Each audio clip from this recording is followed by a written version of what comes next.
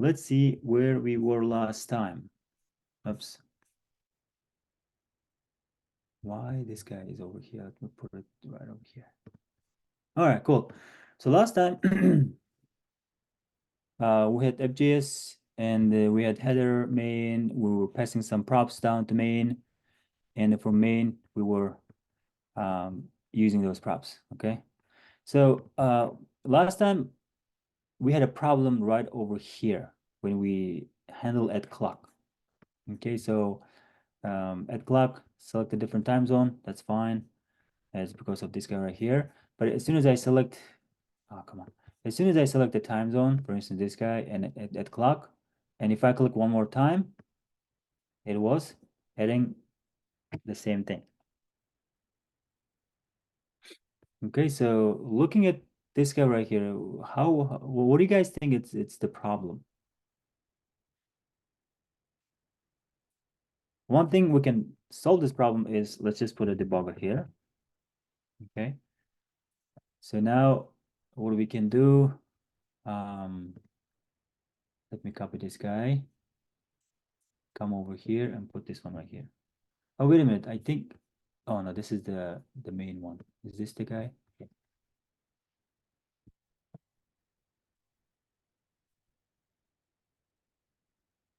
Okay, so if I refresh the page, yeah, of course, I need to clear my local storage first. Local storage clear, and select the date and at clock. All right, my debugger is working fine. Right, and it is showing the debugger right here. That's where we start. So let's take a look. What we are actually looking right now. Initially, my list of selected TZ is empty, right? There's nothing in the UI right here on the right side. Okay, because it's initially the local storage is empty, and that's why it's empty. Okay, so you can also yeah, you can also see right here. I selected list of selected TZ. Okay, so now if I click this one right here, we're going inside, right? We have two variables created inside this function right here. Initial right now is still undefined, but if I move down here, the index of this item is 0. All right, so index of this Africa, whatever the selected time zone name is 0 because we are selecting that from time zones. And that's the first item inside the time zones.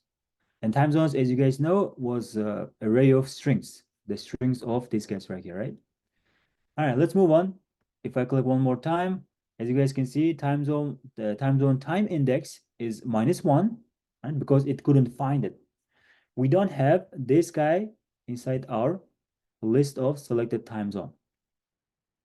We don't have it.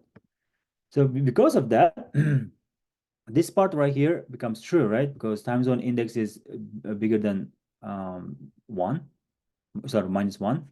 It can be 0, 1, 2, 3, whatever the index of these the time zones. And then time zone index is -1, which is less than 0, and we go inside. Now, as soon as I go inside, it will give me two more state variables. It's not a state variable; it's inside the scope. Okay, two more variables, as you guys can see: the block scope, new list, and the time zone object. New list, new time zone object. Initial value is unavailable, but as soon as we do this, the new list is empty because we're just with the spread operator, we're creating new list out of list of selected TZ. Okay, so if I do this, my new TZ object is this one right here, the one that I selected. Yep, that's fine. Move on.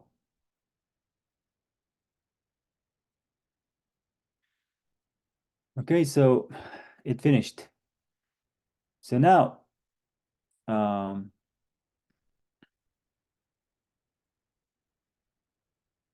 so if I click it again,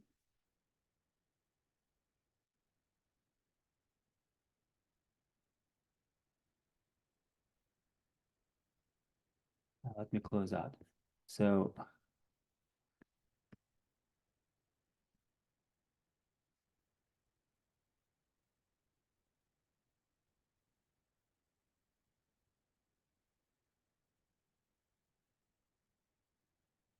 Where's my debugger?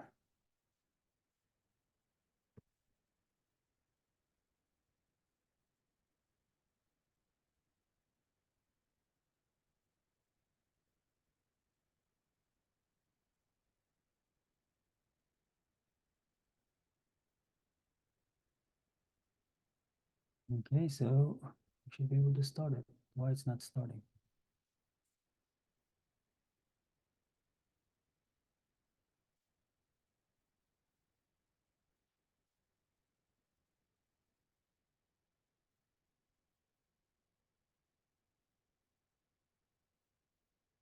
One second, guys. Let me clear my local storage one more time and refresh the page. All right. So I was trying to show you guys. Okay. So click this guy. All right. So we went one at a time, right? Just to go through it. And now we just finished again. So now if I click it one more time. Okay, in this case, and this is my second time. Right. So we're coming back again. Time zone index is 0, still 0. Yes. But as you guys can see right here, time index is -1. Why it's -1? It was supposed to be defined, right? Because we already have this guy inside our list of selected time zones, but it's still returning -1. So we need to find out why is it returning -1. That was the problem. Why is it returning -1? Is because we're not returning anything out of this the higher order function. Okay, so the only issue was to remove this the curly braces, or we forgot to put return keyword. All right, that was the only issue. If I do local storage clear and refresh the page and do this guy, oh, I need to remove the debugger first. Apologies.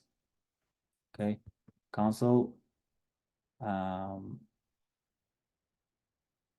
at Africa Abidjan. If I click one more time, see it select a different time zone, because now this guy is already exist, and it is either 0 or bigger than 0. Okay, that's why we're not going inside if, we're not creating a new list. Azamat, is time index returning Boolean, true or false, or some number? Which one? TZ time index. No, it's returning an index. Not Time index is returning an index, because we have this guy right here, find index. Find index means it will return an index based on this condition, right? Based on this condition, if this condition meets, it will find that item's index and it will return that index. I see. All right. For other false statements, it will not do anything with that item. As soon as it matches right here with that item, right, zone name and select the time zone name, it will return that item's index, because we are using a find index. We're not saying find. Okay, if you do find, then put the same thing. Now in that case, it will return an object, because it will find the item and it will return the item. But we said that find index, right? Find index internally. If it matches right here, if it's true, then it will return these items, wherever it's located, the index of that item.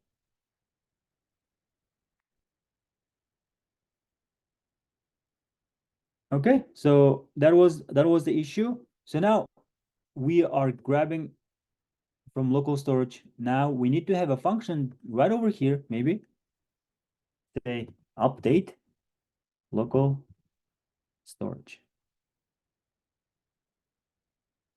Okay, update local storage. Now we should be able to receive a new list. The only thing this does is local storage, not data, local storage dot set item.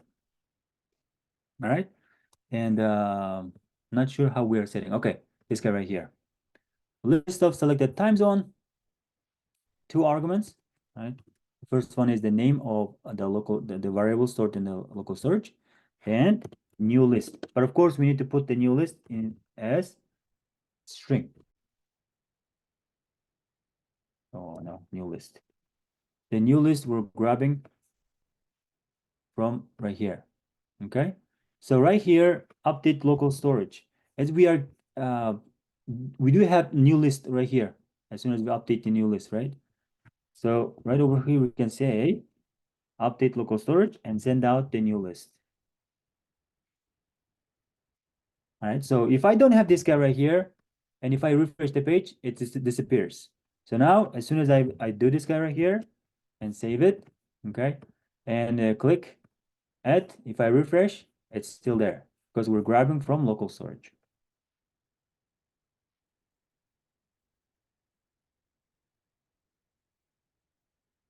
Okay, we're grabbing from local storage.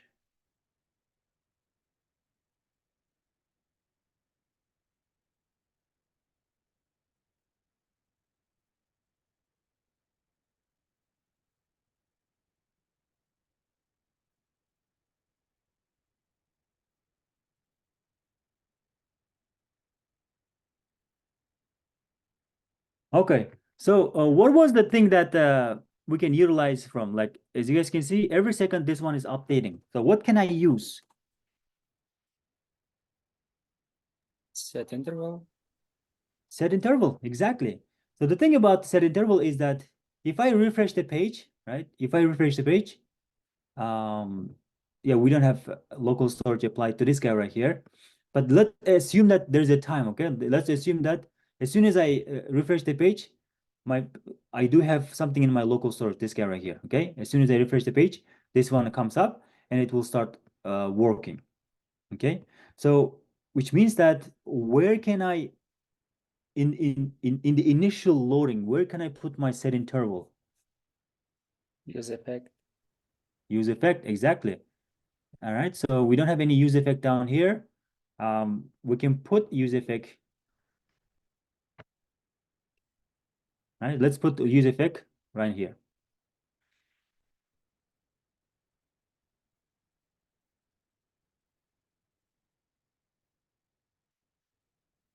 Empty array. And then we can display the time. Okay, so set interval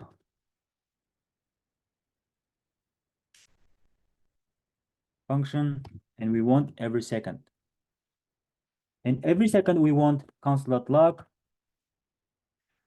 new date. Okay, new date. Maybe we can say in parentheses new date. Of course, it's not doing it. Is it now? No. Yeah, let's just say that it will console log new date. Okay. Okay. Every second it is. As soon as we start it, it's console log new date. But the thing about is that if what happens if I don't have anything inside my local storage, right? Let me clear it out. Let me refresh the page. It's still running. We don't want that, right? Because the thing about this guy right here is that every second it's updating with the new time. Every second it is updating every single time listed inside this array of objects.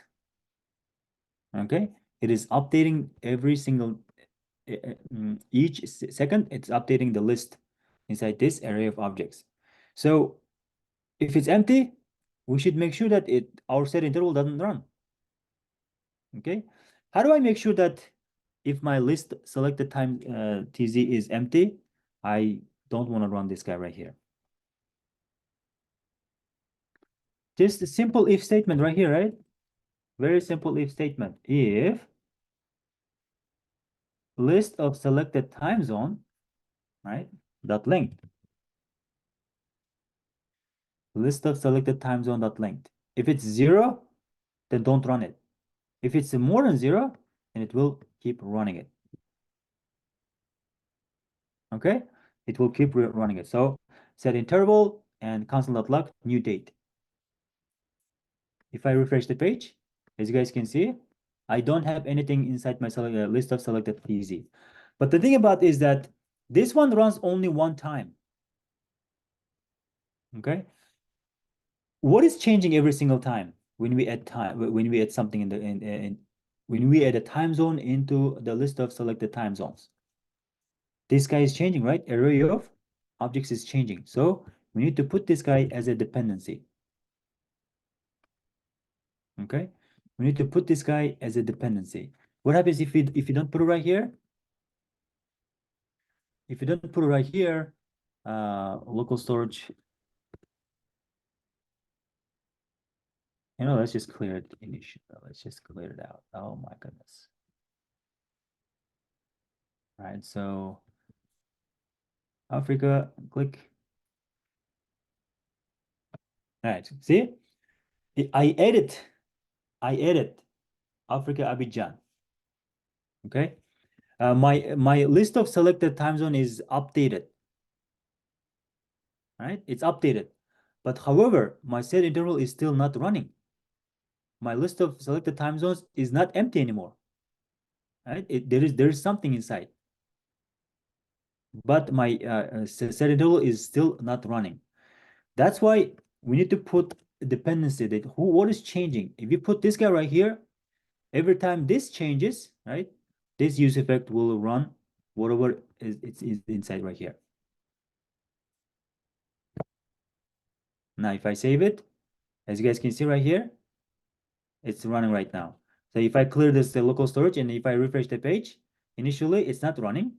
But if I put something inside my list of selected time zone, my set interval starts running. Okay. If I put something else, it will still keep running. Of course, don't forget to put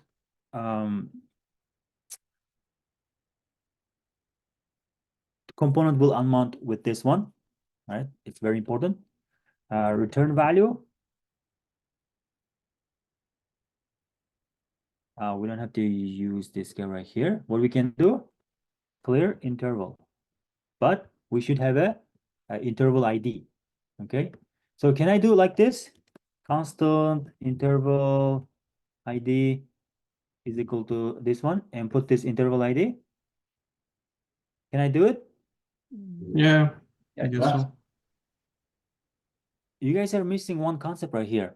I'm creating this constant interval ID with the keyword constant. What was constant supports? This curly braces. Do I have access to this interval ID outside this curly braces? No. Oh, you just need to put it globally outside of the if, I guess. How do I put it? I just declare it in before if. Oh, you mean declare it like this? And then Yeah. like this? Of course, Uh, without the const, right? Without the const, but we have to do let, I the guess. let. Mhm. Exactly, with the let. Now it should work fine. So return clear interval ID.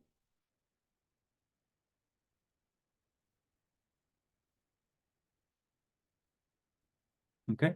So instead of console logging it, let's just create a function. Inside the function, what we are doing is we're going through in every single object inside list of selected time zone, and then updating the time zone of those objects. Okay, we're updating the time zones of those objects. Now, how does my time zones look like? Local storage, these guys. We need to loop through this list of selected time zones. Okay, and then update these guys right here, zone time. As soon as we update every second, we should be able to see the changes like this every second. And that's the whole logic. So right over here, we can say run tz time. Okay, it's just a function and a constant run time zone time. Okay, run time zone time.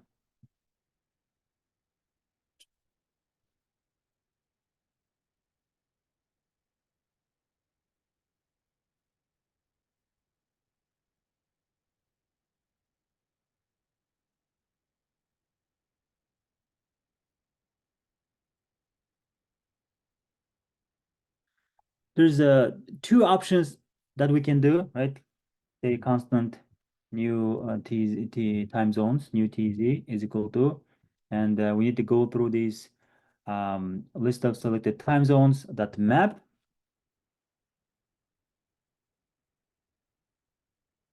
Okay, time zone that map, and then every single time zone.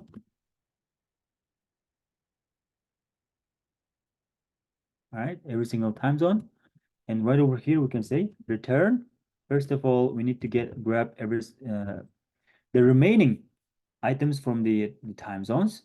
And the only thing we update is zone time right here. Okay, the only thing that we update is zone time. Now, when we update this zone time, the moment has the package moment, right? The package moment time zone, since we are using moment, we will update with the moment. So now we do moment that time zone, okay, and then a TZ that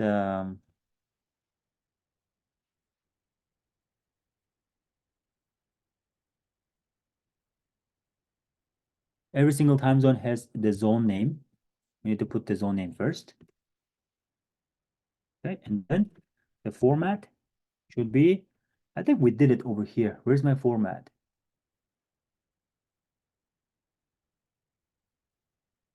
I think we showed when we were displaying in the UI. Okay, that's a section, but it's gonna be the same thing. Okay, so let me format. So it's gonna be string, hour, minutes, seconds, and A.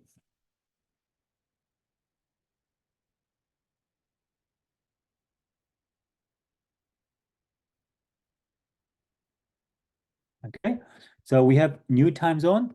Now, what we can do here, set list of selected time zone with the new time zone. As you guys can see, it is updating every single second. It's making the change. Right? It doesn't matter if I add something else. It will update it, and it will start running the clock. Azamat, here when Yes. you use effect, can you just try to remove the dependence, the last thing, list of selected CZ? Yeah. Yes, I think it should work same. Mm. It will run only once if we don't put it. But I think we need only one, to be honest, 'cause we run at the when we refresh the page, Mm-hmm. so it will run. When we will add, it will run like, I mean, it will run for each country.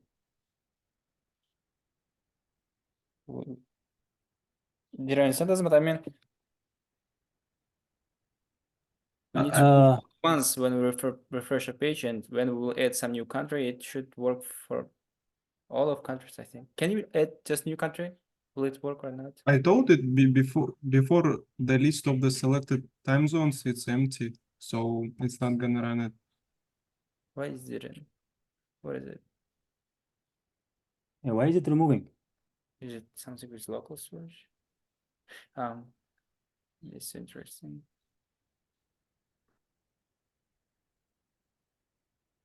Is it because you removed that one?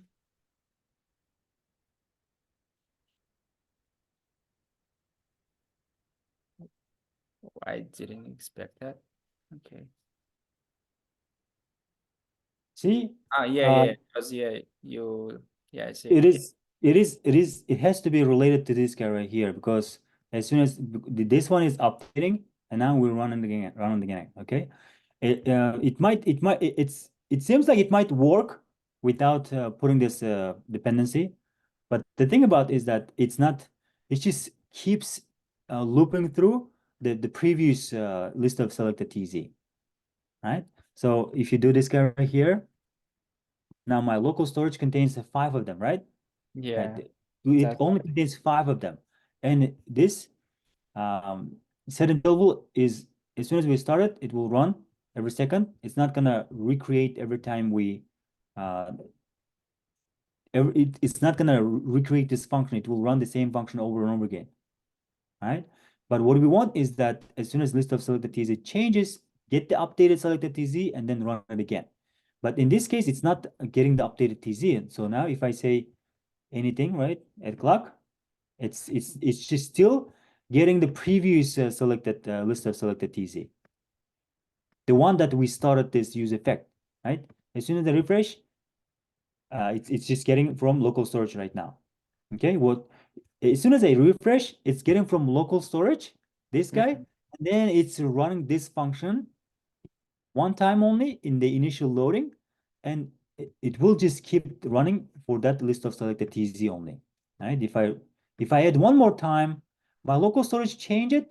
However, my function is still grabbing the previous list of selected TZ. But if I refresh it, it will grab from local storage and it will display it over here. So the best solution will be put it right list of selected TZ because this is the one that is changing for us. Yeah, I thought about changing time, but here's different problem. Yeah. Yeah. So that's another bug. Yep. So one of the other solutions would be in this function, not related to this set interval. Okay. So using the functional version. So what we can do is set list of selected TZ, right? So we can do previous previous time zone list, right? Return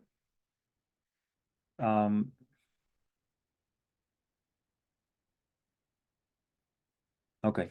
What it needs to return is it needs to return this array of list, right? Basically, we need to do this mapping. We need to do previous time zone list dot map. We want this guy right here return an array. Now, this is another option to directly update with just the array of objects, but this one is functional form of updating it, okay? But we're basically doing the same thing. Now we need to do map inside over here, okay? And then maybe I'll just copy and paste. Azamat, this previous TZ list is just new random words, right? So the previous time zone list is basically the previous version Yeah. of this list of selected TZ. It's just, yeah, it's just random. Yes, you can name it anything you want. All right. But how he New TZ, right? New TZ, right? Mm-hmm. New TZ is a new TZ, but this guy is old TZ. So this one is the previous TZ, but whatever we're returning is new TZ. Oh, yeah. Okay, whatever we're returning it, new TZ. Time zone, return.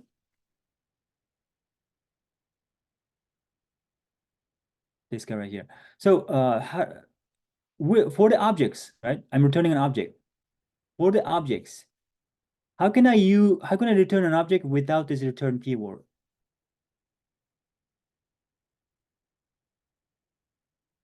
You guys get the point? No. Array. We have an array and we have an object. Let's say name. Let me just create that real quick. Right. So let me just do this guy. Put it over here. Bob. Okay. So now if I would like to create a new array out of this array, okay, map a, for instance, if I say a dot name, it will return Alex Bob. Okay. But what if I would like to return the objects itself, right? What if I would like to return the objects itself? One option would be put parentheses and say return a itself, right? Return a itself, and that's gonna be the new array of objects. But I don't want to use this return. I don't want to use this return. Can I just do like this? As you guys can see, the answer is undefined. All right, the returning value is undefined. So what's going on here? How do I do that? Very simple. If you don't want to use return here, okay? If you don't want to use return here,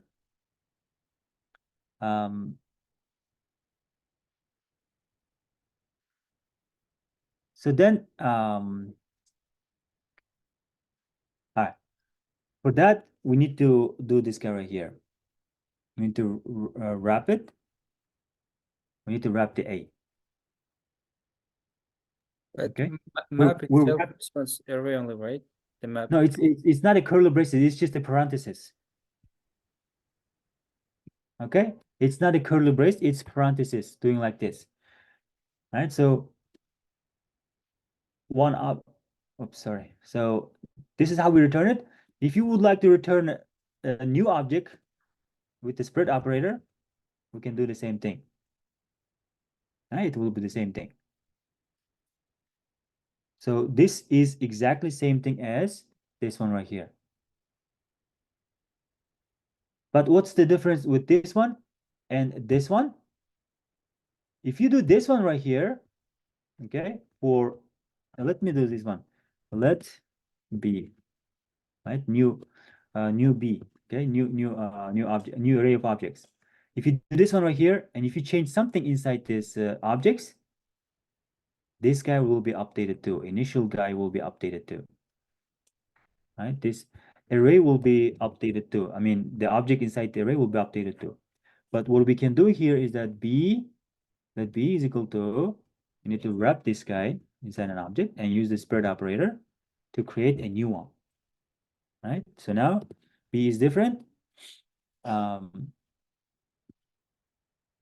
Is my array is equal to with B false.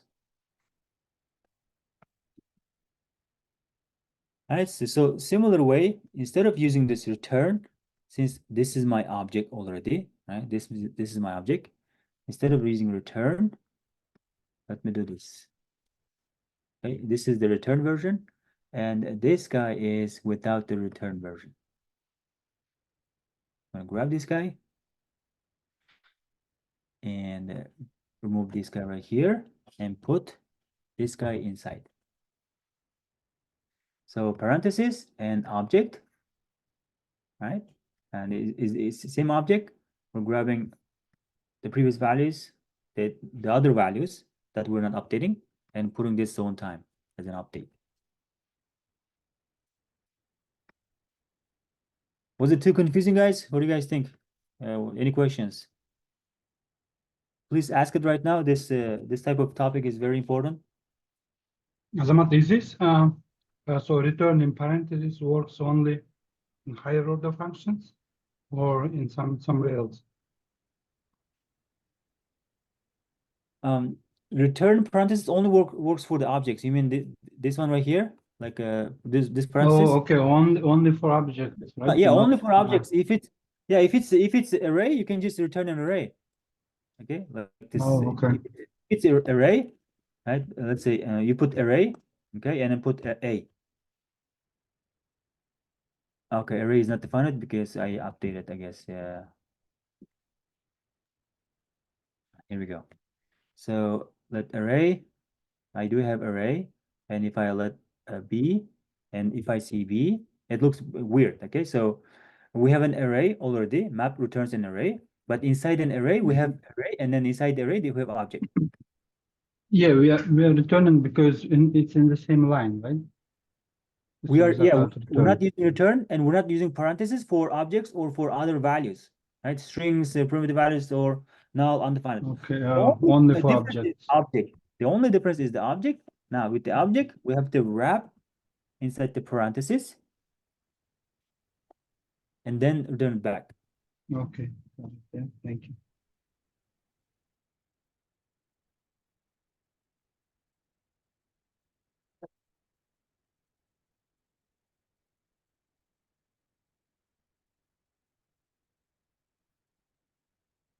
Okay, all the times are updating.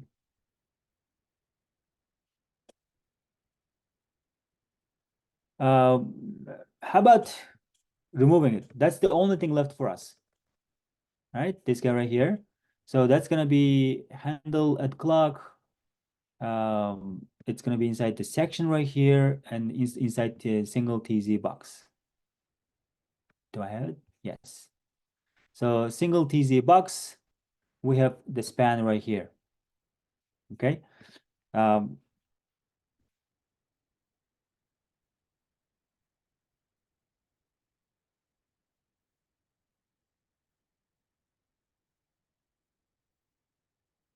Let's create a function right over here, and we're gonna call it constant handle time zone box remove.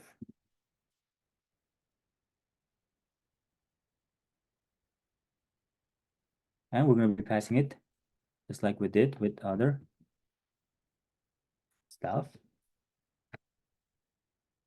Pass it down, and we're going to be passing it down to section. Okay, and now inside the section, we need to grab this function that helps us to lift the state up. And we go inside each single time zone box. Right, inside each single time zone box. Single time zone box. And now we have this guy right here. So when we are creating time zone, every single box, the box have IDs like this, right? Zone name, zone time, and ID. And IDs we were basically generating based on this time zone index. Okay, time zone index. So let's go back to time zone box.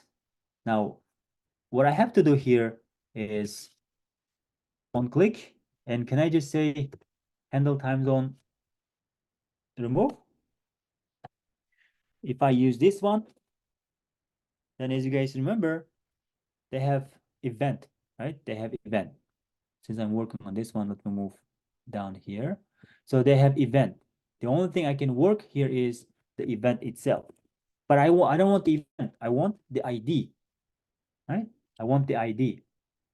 So for that, I need to create an anonymous function and pass down my tz box dot ID. Right? Tz box zone name, zone time, and we're passing the ID. So now I'm getting the ID from the function.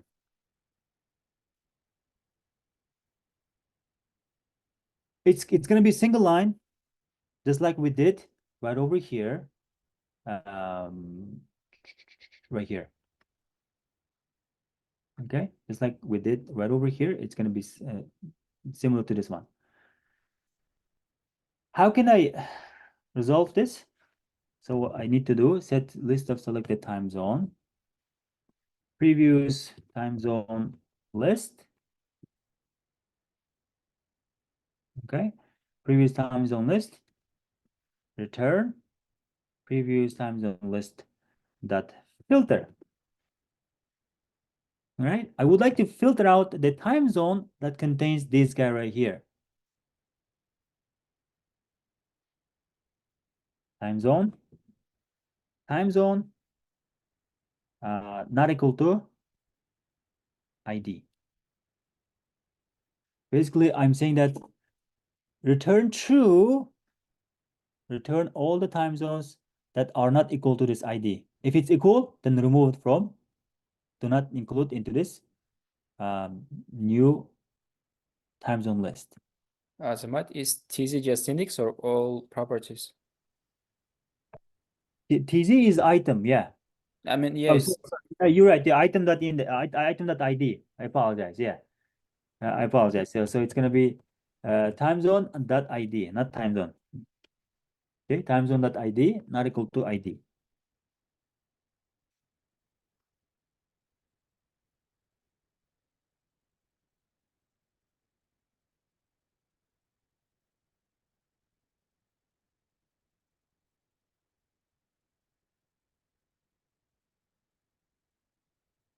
Okay, so we forgot one thing. What did we forget?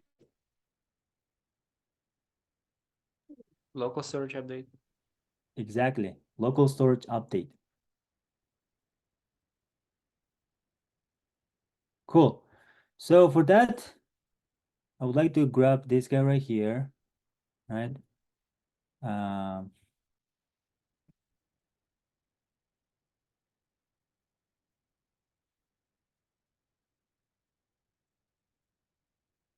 new time zone list, new time zone, list of selected time zone that map.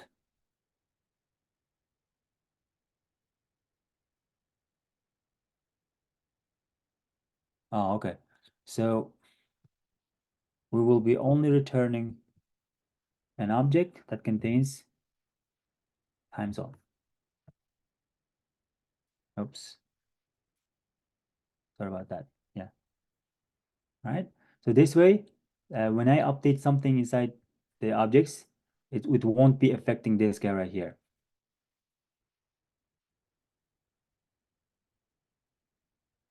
Right? It will be first level update of these objects. So now I do have new time zone, and now I can pass down this. Actually, I need to filter it, right? So instead of mapping it, I just need to filter it. So basically this guy right here.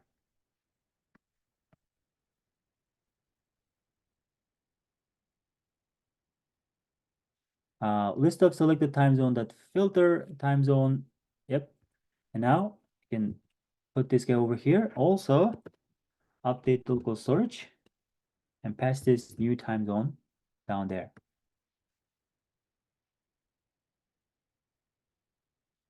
Yeah, so I still have my local storage, but now if I click it, right, delete some of them and refresh the page, now it's grabbing from the local storage. My local storage is being updated.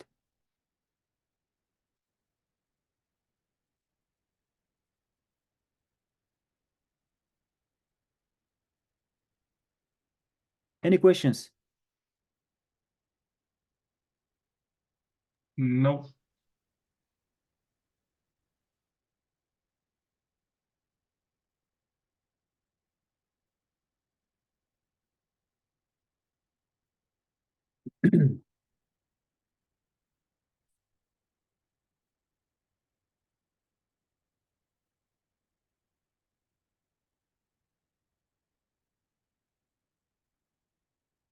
Cool.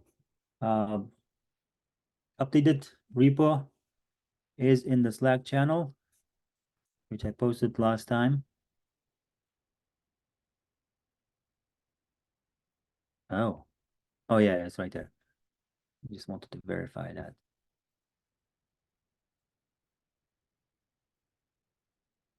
Cool. This one is done.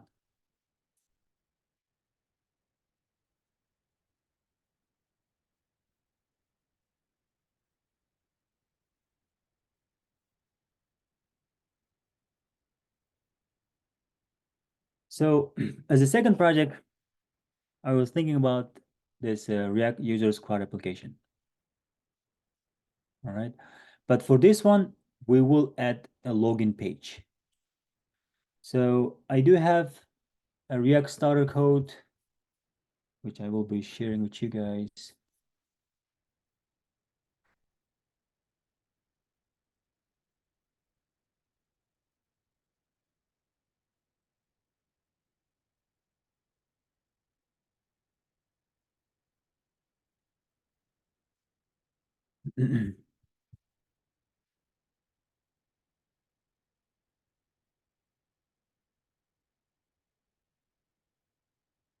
Oh,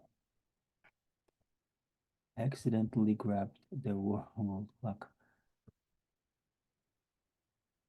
Cool. So this one right here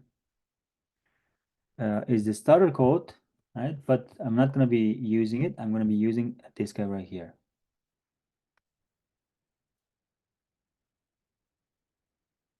Edit message.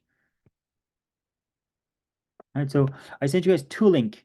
They are exactly same. They contain exact same information in the repo, right? Everything is exactly same, but I will not be updating the starter code. It is for future use, but I will be updating this React demo. Okay. So this guy is right here is the demo. Please clone it. Right? There's nothing special about this project right now.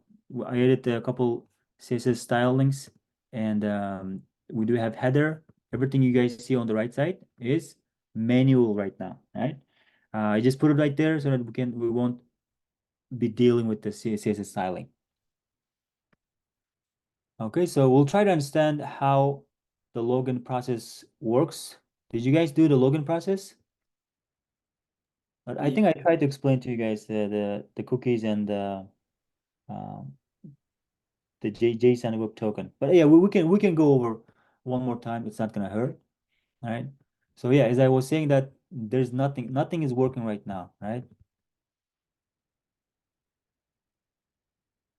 Nothing is working right now. We have login page, and we'll try to type our email and password. And as soon as we click it, we will send out to the fake web server, which will return a token for us. And with that token, we will try to get the data inside our application. All right. So basically, this access will be as soon as we log in to the application with the email and password. All right, let's clone it first.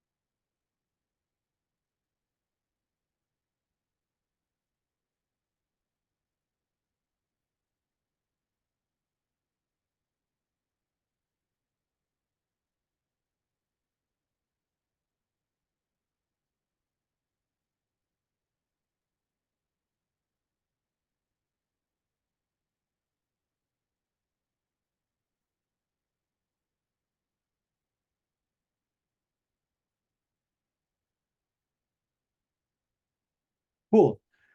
So in our app.js, we would like to create a state variable. Let's just call it logged in. All right, it's going to be a Boolean. Set logged in. All right, so initially it's going to be false. All right, based on this state variable, we'd like to display some Turner operator. Using the Turner operator, we'll display either this one or login page. Okay, that's the whole idea. So let me just add the class name app. Cool. So now inside right here, I can just say logged in. If it's true, right? If it's true, display these guys. But of course, I need to put fragment here, fragment there. And if it's false, display me login page.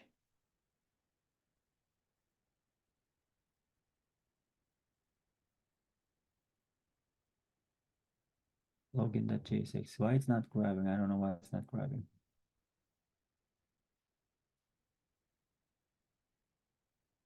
It did grab it.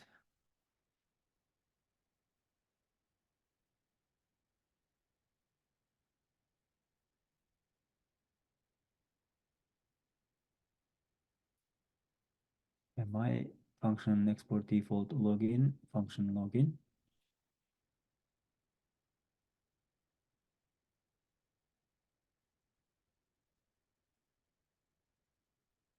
Give me 1 second. Let's see if it's what is it complaining about?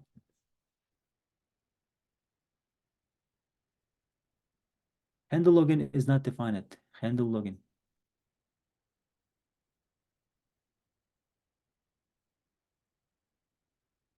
It's in my login. Okay. It's talking about handle login. Where is my handle login?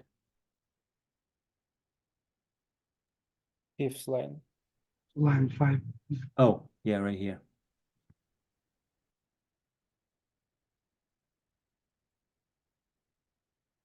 At login, email is not defined. Oh my goodness, right. The password is not defined. I'm gonna do email password. Error is not defined. Put a string.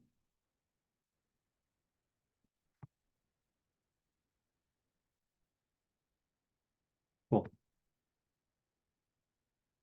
Yeah, don't worry about that warning. Because this error is true, that's why it's showing true. Okay, it's displaying the error down here. But yeah, so this is what we are supposed to see, because is logged in is false, and that's why we're displaying this logged in. But the thing about is that as soon as our component mounts using use effect, we want to check if we have anything in our local storage for the token. Okay, so we're going to say constant token is equal to local storage get item and look for token and empty dependency list. And now I can check if there's a token, right? If it's not there, it's going to be null. But if it is there, right, it's just a string, then it will be there. In that case, set logged in, we can turn back to true. Because if it is if we have a token, then it means that user has been authenticated. Right? So we don't have any token. So we don't have any token, but in the login page, we will provide email and password. Okay, email and password, and when we click submit, handle form submit function, we will be able to submit the email and password to the server. Now the server I'm thinking is this guy right here. Regress in. Okay, they provide something called all of these endpoints, and the one that we are looking for is login successful. Right? If you provide this email and password, they will provide you a token. It's just a fake token. But you have to type email and password, these guys, so that you can get the token, right? But as soon as we click the submit button, we will get that token, and we will put that token into the local storage, right? As soon as we put them into the local storage, we will change our logged into true, and we should be able to see the other screen. This guy's right here. The Azamat token will be like additional information, or it will be instead of email and password. Yeah, so the token is it's like a string, right? It's a string stored in our local storage, and it's a bunch of scribble things, Yeah. nothing to worry about, right? So I mean, it will be when we will try to set local storage, we will not have email and password values, right? Only that. no, token. initially we don't have anything, email and password, no. Okay.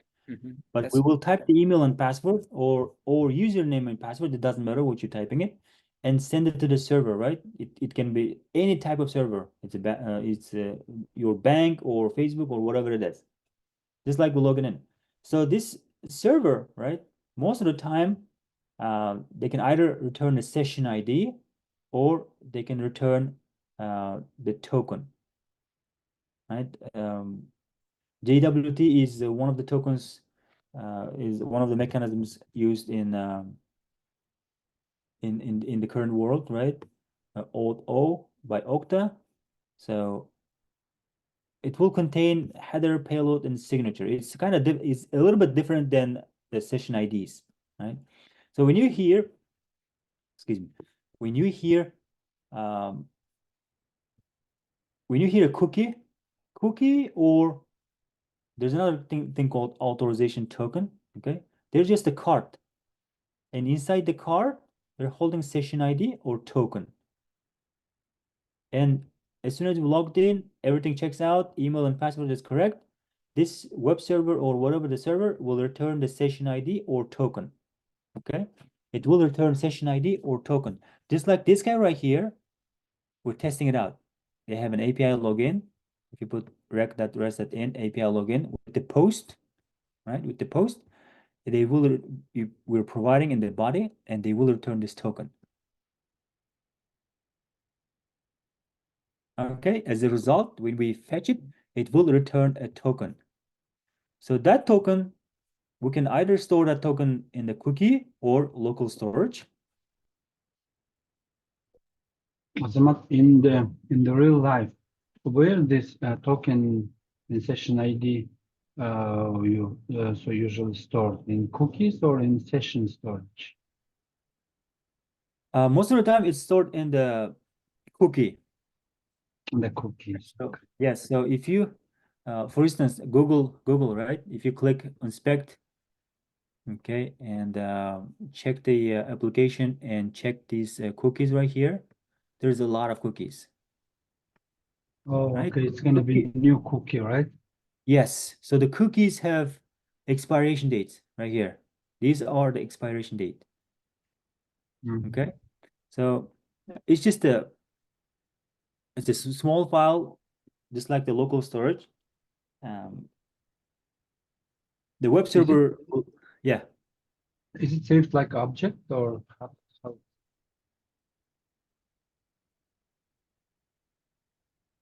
It's stored as in as a string, and it contains a lot of information. So what we can do here is Oh, say it's string. that the cookie. All right, so cookie store at all.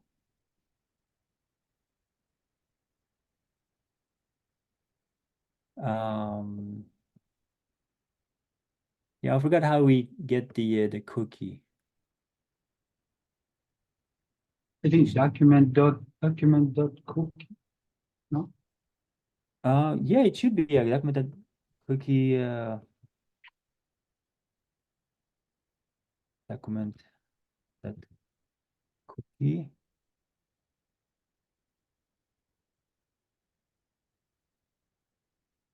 And the name of the cookie.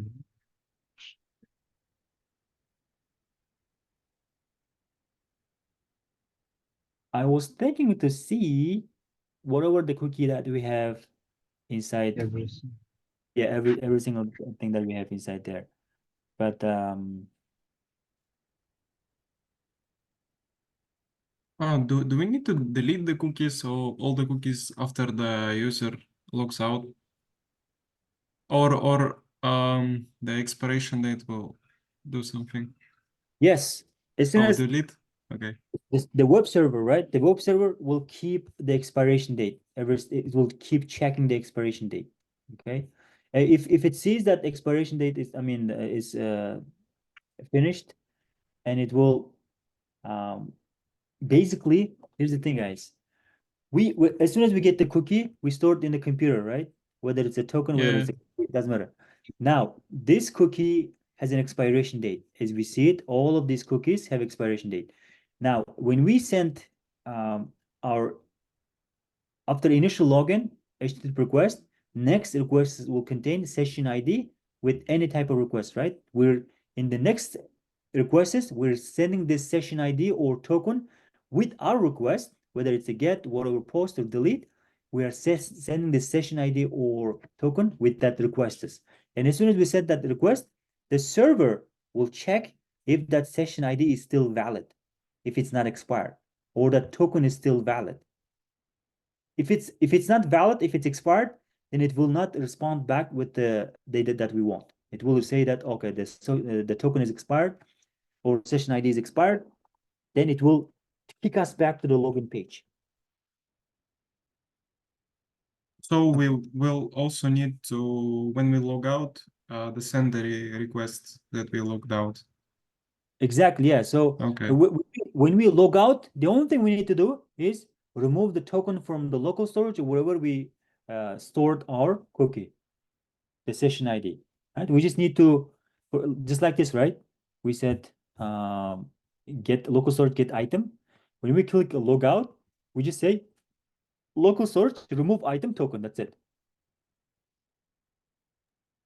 We're gonna keep all tokens in local storage, right? Or in cookies also. In this case, the token will keep inside the local storage. Yes. So when we submit our form with email and password values, and we will set in local storage as a token, after that, when we need to create the user card, where we will get the information from? Because it's token only, the symbols, letters. Yes, we'll get the information from the local storage. We will like расшифровка again after token. No, we don't have to. We just need to check if the token exists in our local storage. All right? Get item token. If it exists, all right, then that's fine. If it's not exist, if it's expired, then we need to set our logged in back to false. And it will return us back to login, and it will require us to enter email and password again. Yeah, it's cool. It's interesting.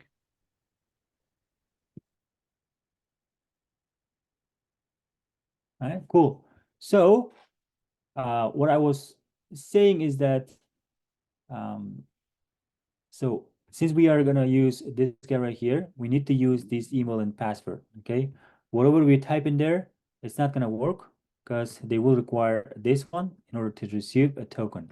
Now, we don't have a dedicated server that we get a token from, right? To type it anything we want. That's why we need to use these guys over here. All right, how about we take 10 minutes break and come back? Yeah. Let's do that.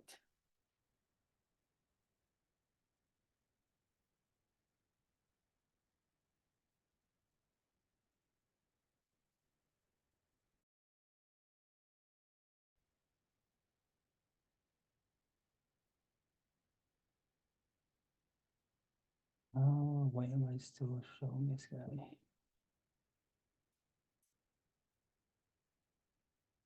Okay, let's keep on going. So let's set logged in true. Okay. So let's work on login page. Okay. So inside my login page, I need to have because as soon as I'm typing, right, I need to have a form data. Let's say form data, set form data, okay, use state, and initially it's going to be object. And inside the object, we have email and a password.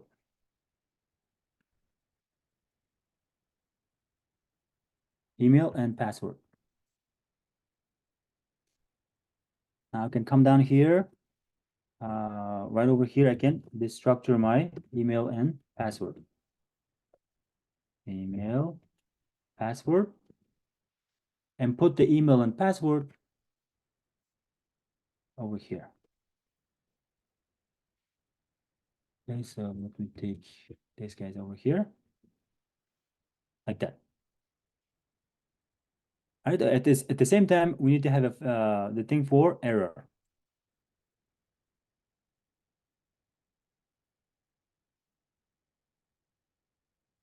constant error, set error, use state, empty string.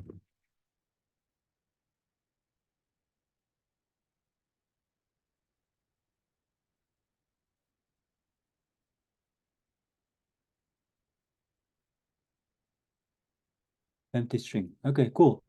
So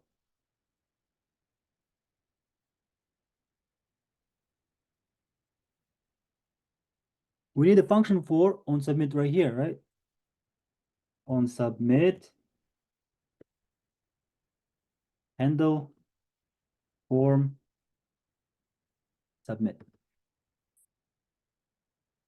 Constant handle form submit.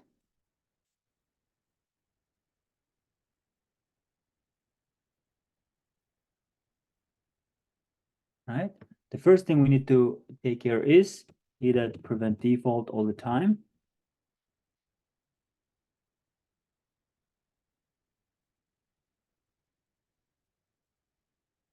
Cool. Yeah, one thing we forgot was let's make sure that we update our form data. Okay, let's make sure that we update our form data.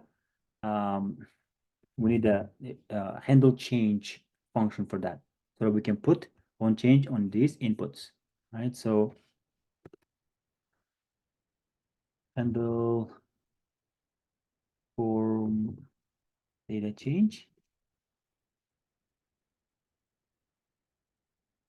Same thing, event. Okay, and we're gonna have constant name is equal to e dot target dot name, e dot target dot value.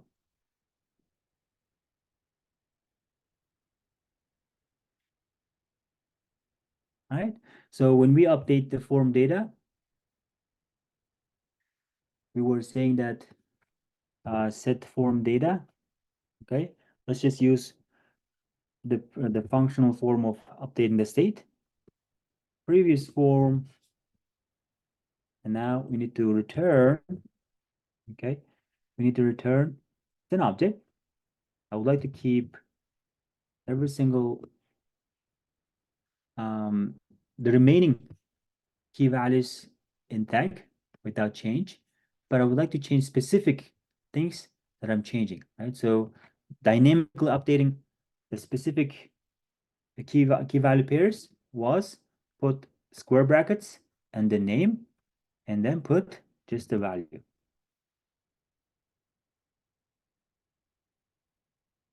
No issues here, right? And now I can just put this handle form data change for every input that I see. On change, handle input change. Same thing for this input. Azamat, I think you don't have a name yet, right? What? You don't have a name. What name? Name for input, like value. Oh yeah, Or you're right. Yes. Yes. I don't have a name. Do I have a okay. Cool. Okay. Instead of a name, we can just type by name. So we don't have to do the name though, right? Can we do either target the type?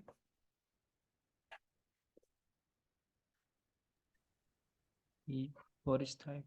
Oh Yeah, yeah. we have a type password and we have type email. We can still do that, right? And in the handle form submission, I would like to see the form data, right? So form data. So, okay, so let me clear out my console. And if I type something, login. Yeah, so this guy right here, I don't want this to be type text. Yeah, let's just make sure that it's not required. I guess we'll just keep it. Yeah, okay. I need to type every time I need to do it. So t.com, blah, blah, blah. Login. Now I have my form data. It's still updating. Okay, so we're good now. So the type should work fine. But if you have multiple types at the same the type, it's not gonna work, right? So yeah, you need to have unique names for each input. But since we have only email and password, we just go by type. But we still can put the name, definitely.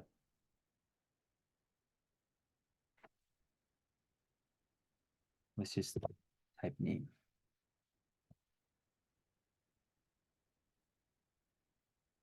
All right, name and name. Well, now we go by name. And we are able to update our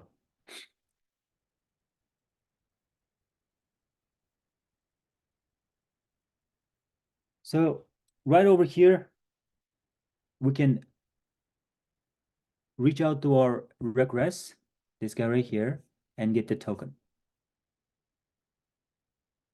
All right, so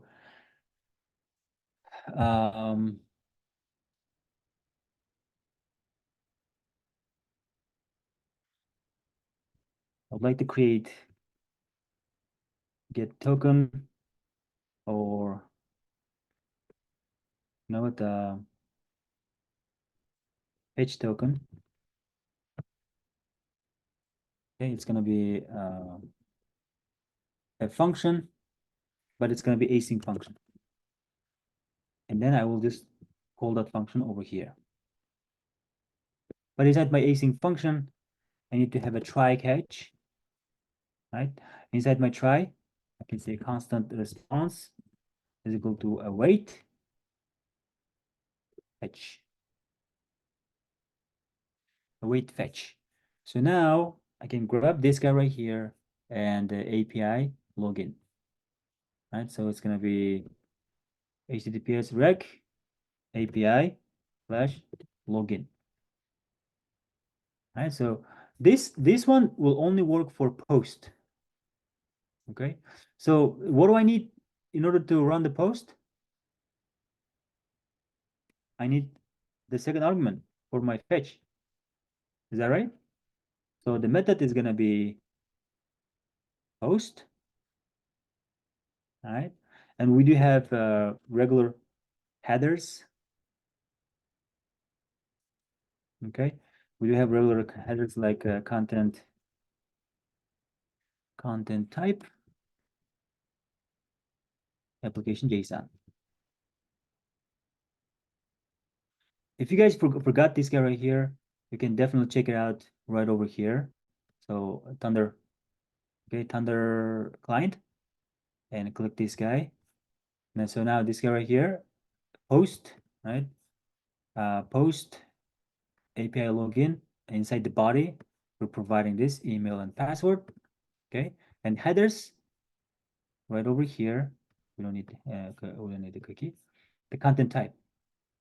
Right. If you don't have it right here, you can just type content type and search for application JSON. Right.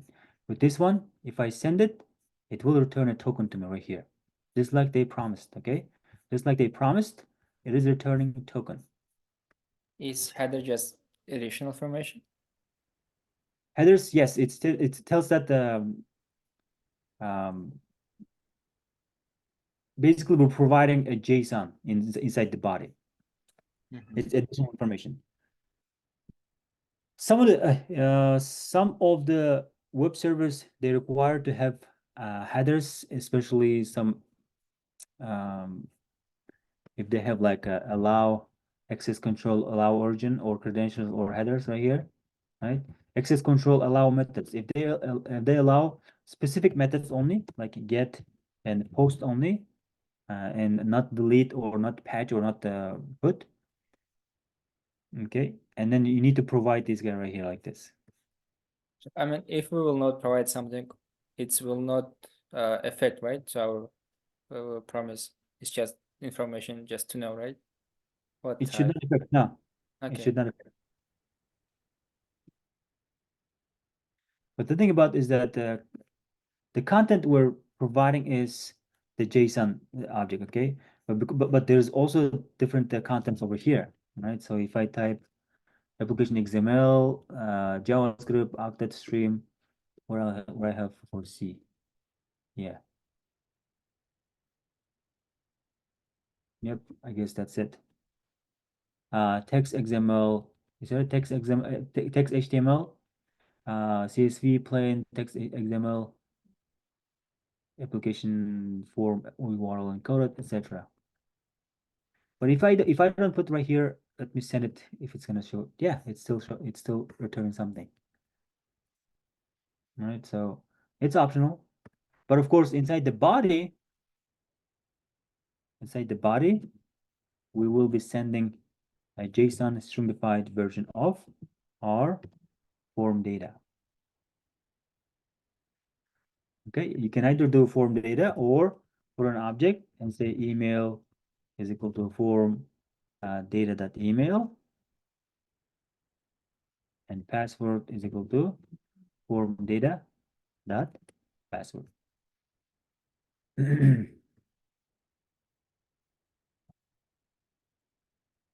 But of course, our form data is already contains email and password. Oops, we don't have to type themselves, so we can go with that form data.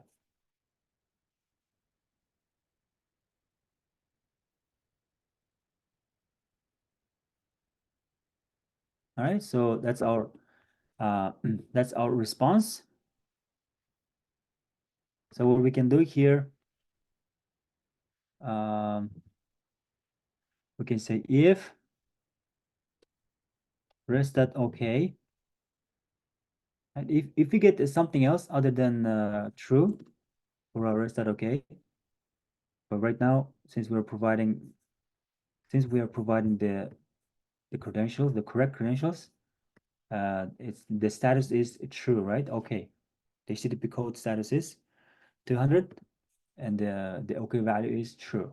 But let's say if it's not true, if it's false, some sort of issue occurred, right?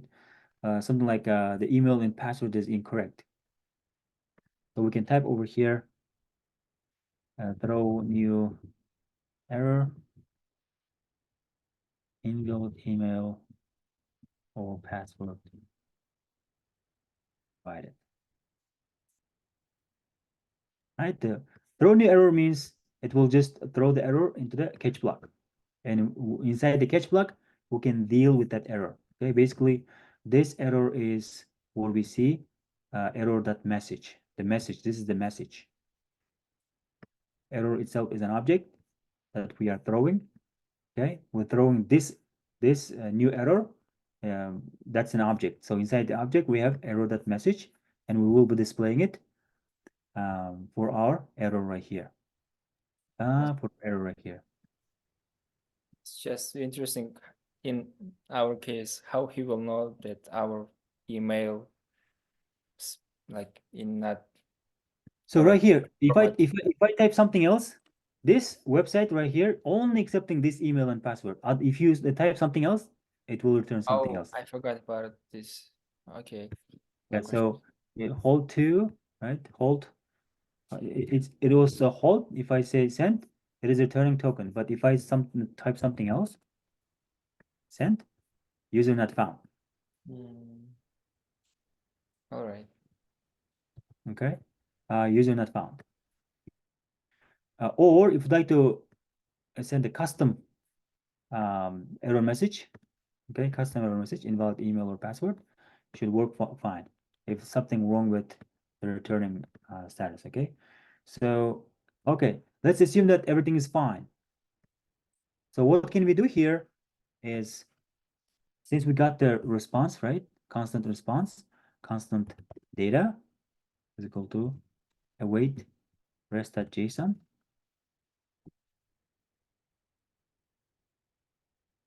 And now we need to set this local storage. Now, as you guys can know, we're grabbing the token.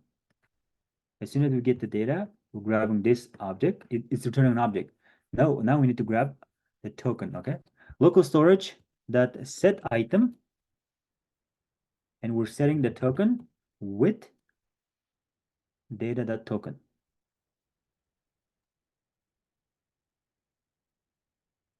All right. So we don't have to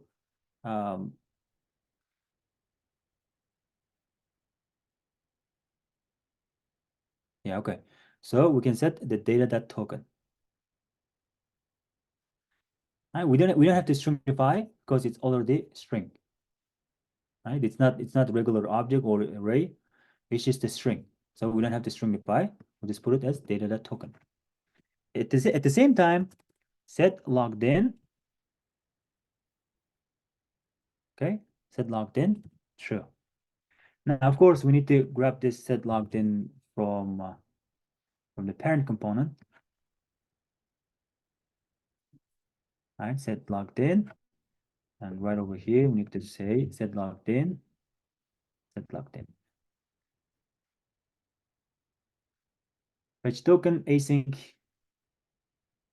We're good. Data, we're setting the local storage. And now, if there, let's assume that there's an error. We can say set error. Error dot message.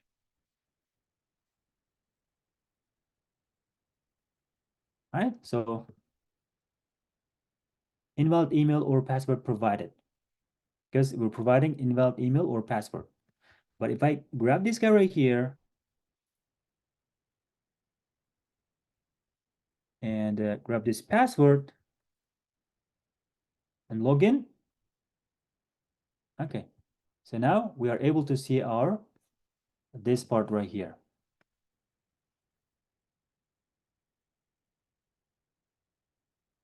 Okay, we are able to see this part right here. Now, if I refresh the page, I'm still getting, right? I'm still getting the token from local storage. Now, if I refresh the whole page, I'm refreshing the whole application, right? So it starts from app and it goes down again. And then now, since I have something in my local storage, okay, I have something in my local storage. If I type local storage get item, now I have that token. Now, what happens if I clear my local storage?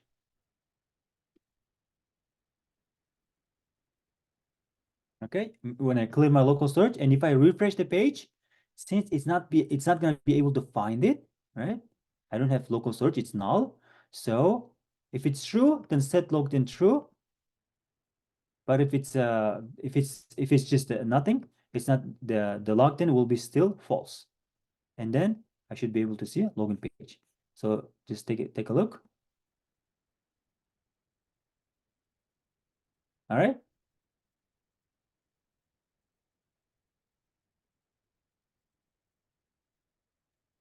Azamat, in case we save this login so token to session storage, when we close the tab, it's gonna clear it automatically, right?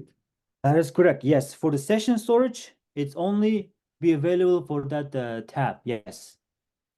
For if Okay. you use for this tab, then it's not gonna be it's gonna be gone. But with the Okay. local storage, the token will be available For everybody, right? for every. So I mean for this address, but from any tab, from any window. For That's this, correct. Yes. yeah. All right. So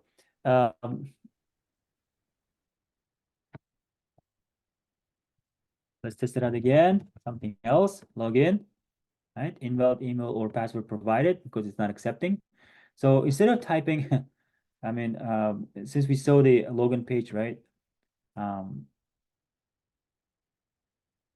What I would like to do is instead of as an initial value for this email and password, I would like to put these guys right here, so that I won't be able to type it every single time. Azamat, Yes. is our local storage inside our browser, right? If I will send someone my the link bar, he will get all this information in local storage, right? In different computer. I mean, yeah, I will create something. I will set in local storage. Yes. And I will share my link, and he will open in different computer. He will get everything in local storage. Or you? No. It's different for every single computer. Your The local storage Oh. is only accessible from your computer's local storage in the browser. Okay. Okay, so in different computers, it's different. Do we need to hash it or just leave it as it is? Hash the token? No, I mean the password and the login. Oh,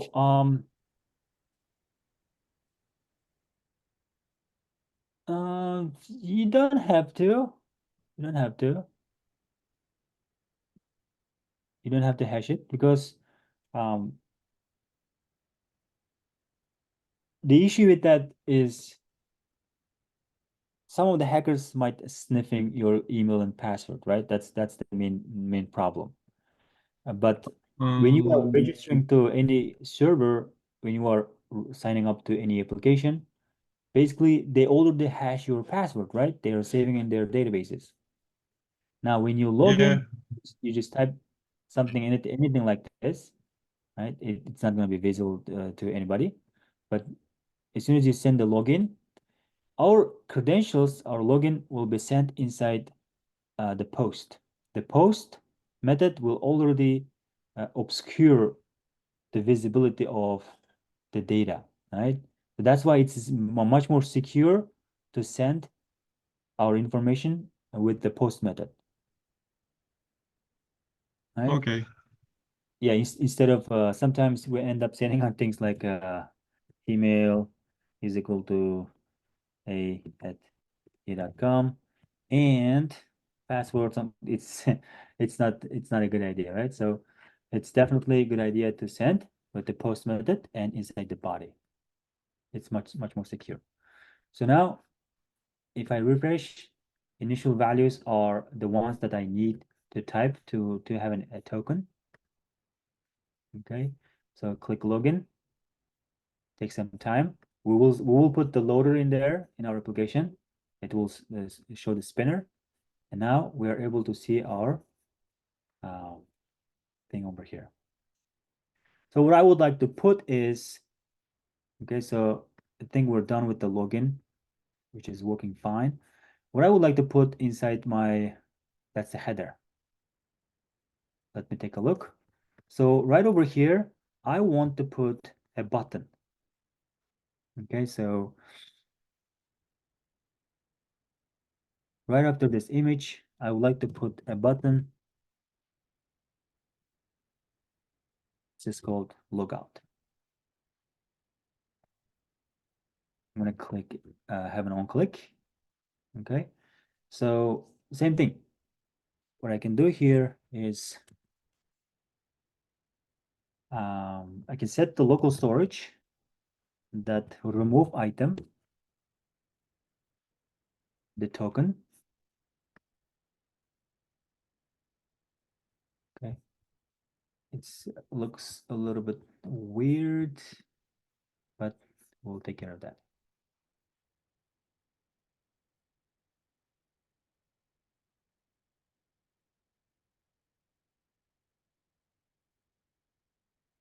Cool.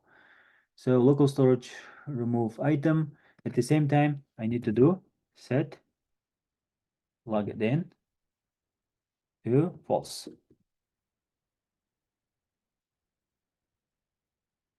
I need to grab the set logged in from my parent component because that's where I defined it.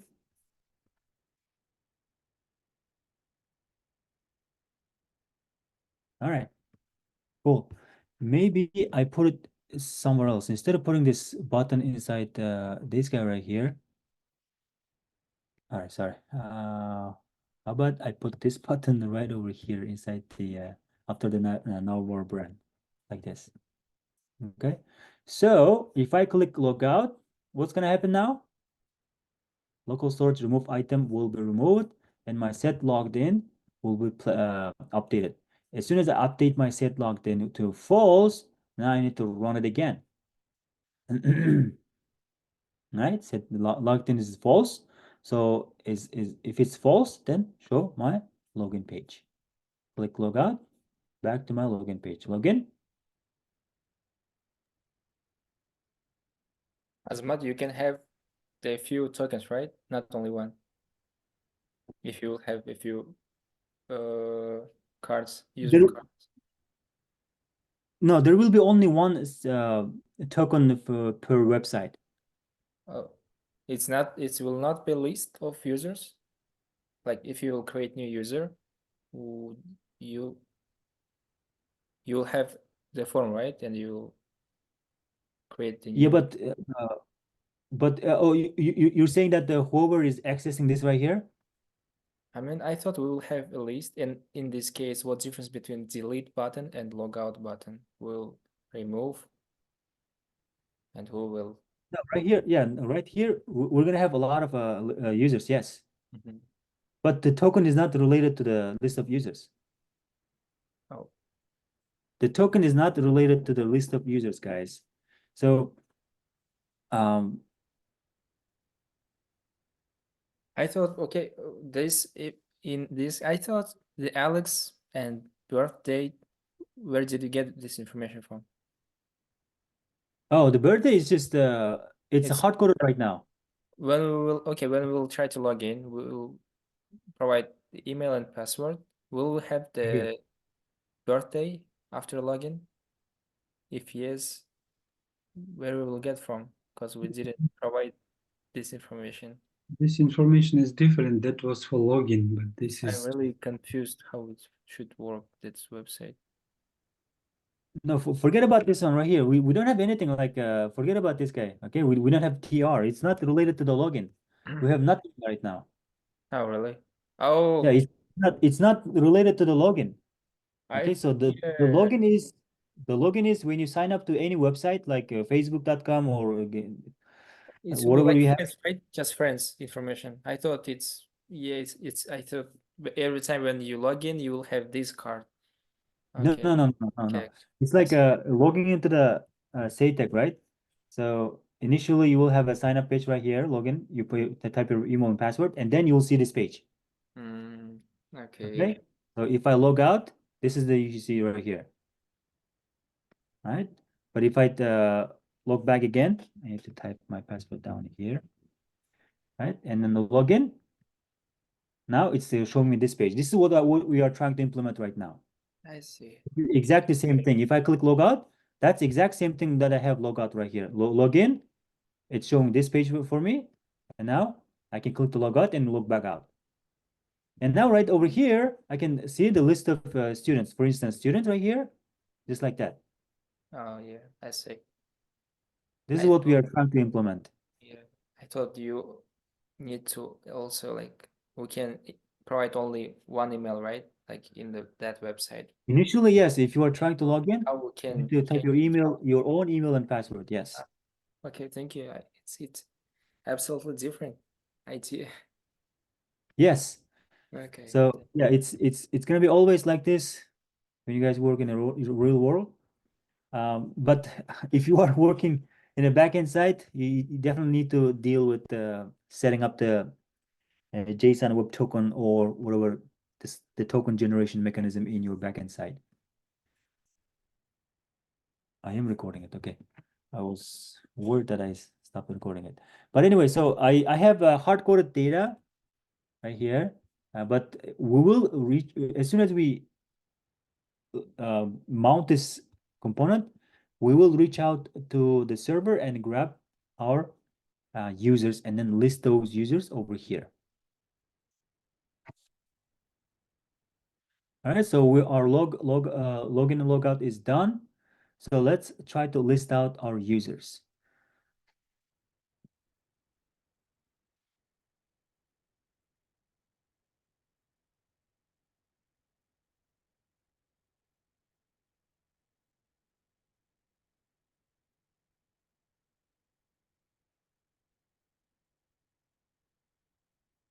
Let me go back to my users.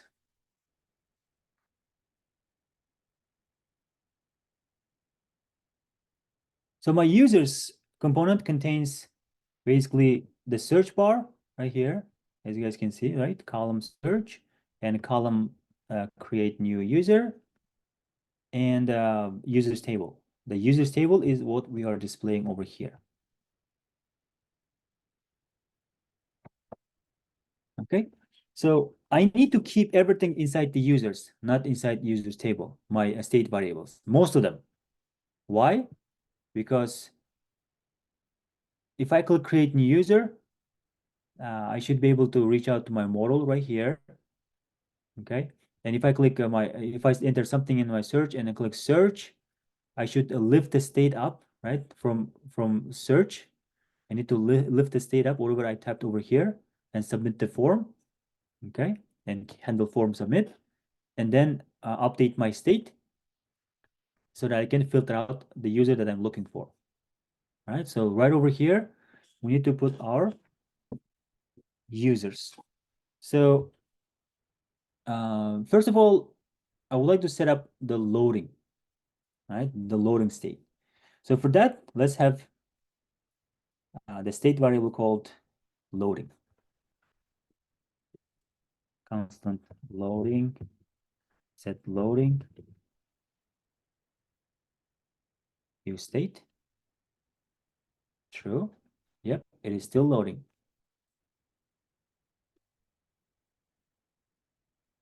Okay, it is still loading.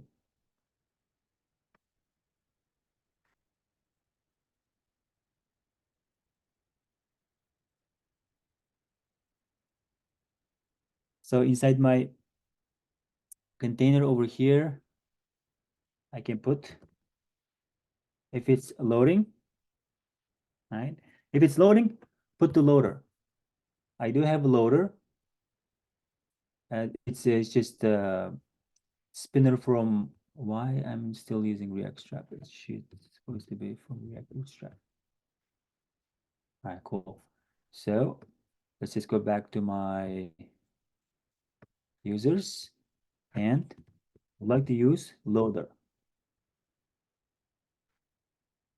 Let me just type null. Okay, something like this. That's my loader. But of course, instead of null, I have to put this guy right here. When do we change this loading from true to false? When do we change? When we will When we get add the new. token. When we get the data. Mm. We already got the token. Oh, okay. All right, we already got the token. So what we need to do is to fetch this, just get the data. Okay, so, but of course, in the initial loading, right? Initial loading, as soon as we log out, right, and as soon as we logged in, we should be able to fetch the data and display the data. So for that, we need to use effect as always. This is much better. Okay. We don't need the return part for now. So use effect, we'd like to create a function called, oh my goodness, fetch users. Okay, constant fetch users.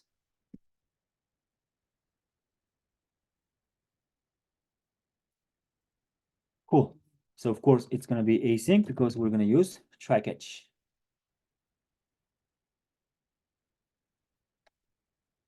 Try catch. Constant response await. Fetch.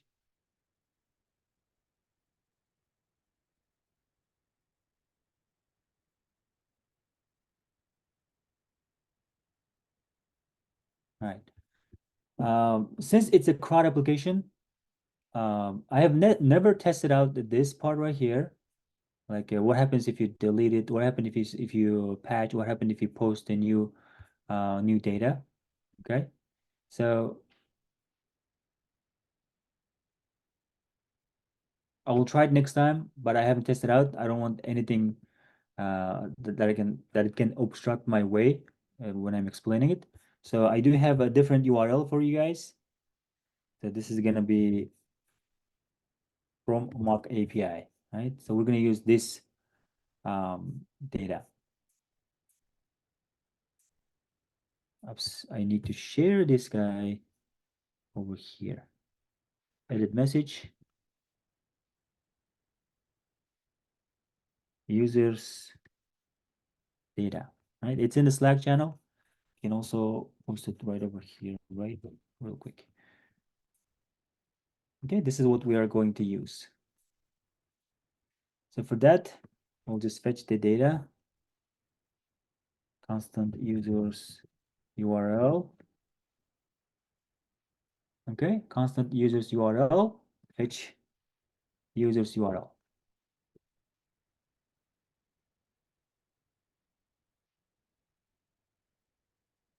Constant data, wait rest.json. And now, of course, when we we need to somehow update the state, right? So we need to have a state for users. Users set users use state empty array initially. And now as soon as I get the data,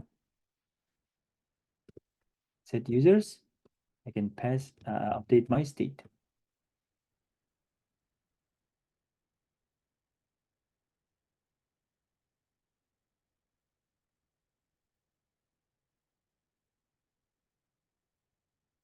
All right, so right over here, we can just say console.log error fetching users and see the error.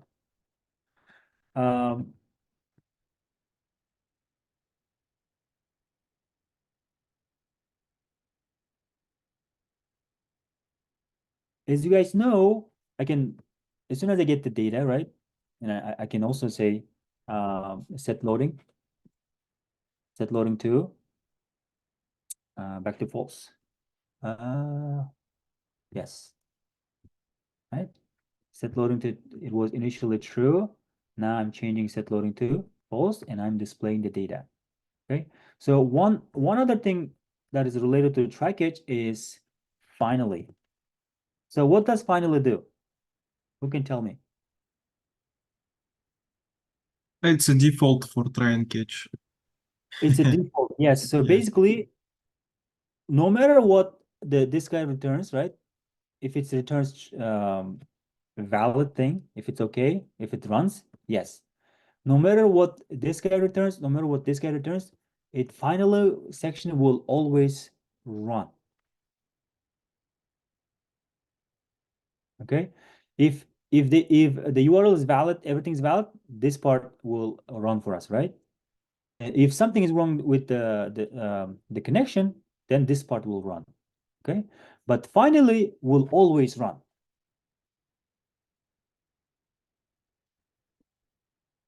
No matter what the condition is, the finally section will always run. Console.log. If I say hello,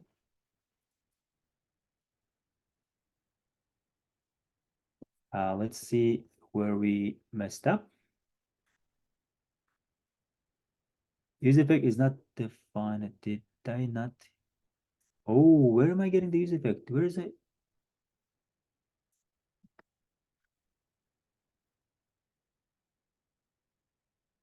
Oh, okay. All right, cool. Now we're good.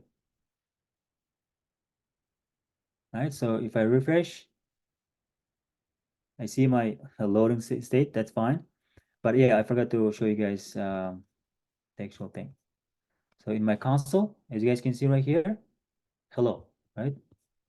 Refresh, it says hello. But let's say I have something wrong with my mock API 2. Right? Let me refresh. So there is a network issue, but I'm still seeing hello. It's still being printed out.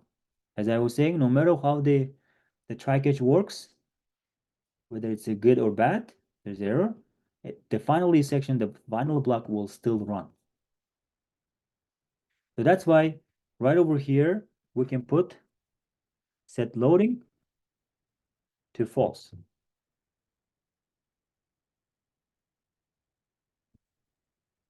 Azamat, I didn't get why catch didn't work when you change it the URL. Because there's no such a URL. I'm just putting something else, like there's no such URL, right? And catch should work, right? It is catching, yeah. But I didn't see it in a console like error fetching users. Oh, so Maybe I just missed that part. give me 1 second. Let me do this guy right here at the bottom console. Okay, so refresh the page. This is our error right here. Oh, okay. Thank you. Error is not defined. Okay, sorry. ERR. Okay, so let me refresh the page now. Oh. Failed to fetch. Okay, if I say maybe error that message. Here we go. Error fetching users failed to fetch. That's our message. It's not fetching.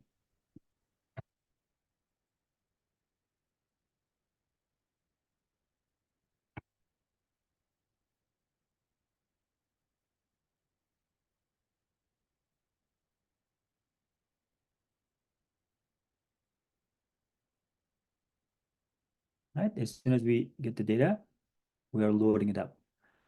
So we do have users right now. So how do we display the users? Now, of course, we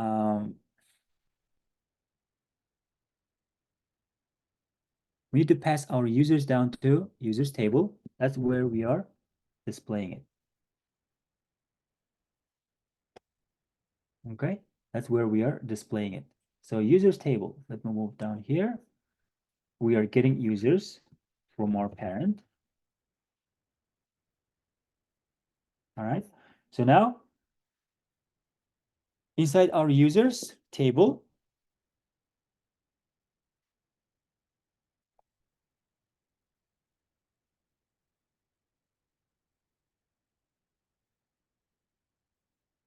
every single user is this guy right here.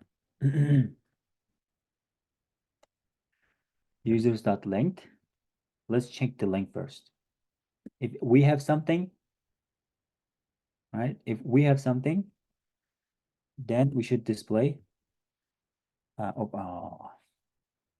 users.map.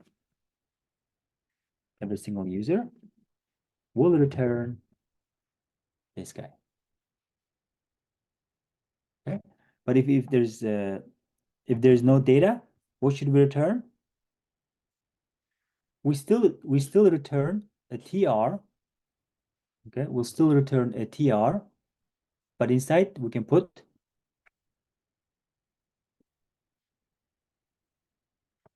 inside we can put it's not going to be avatar, of course.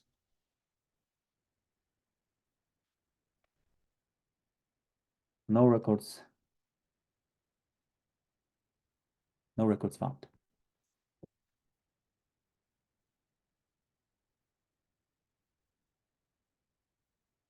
All right, so let me type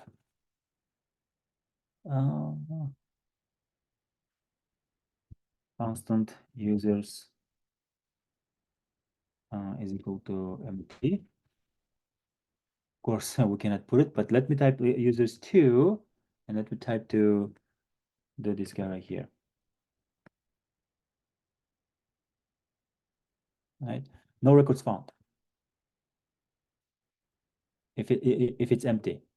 And so there's one thing that we need to take care is right here, TD.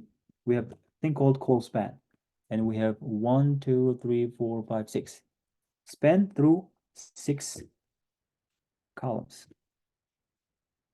No records found. So now we can display our users. Not sure what we have down here. Is that ID? Oh, that's avatar. Oh, it is an avatar, yes.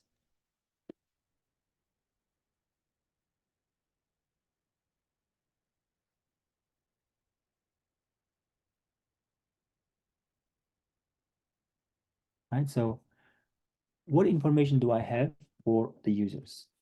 Let me get one at a time. First name, last name.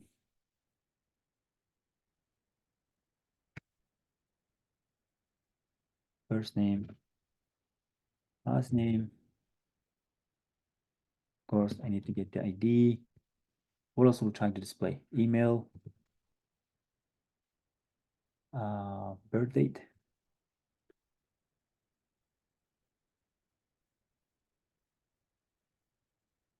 From the user.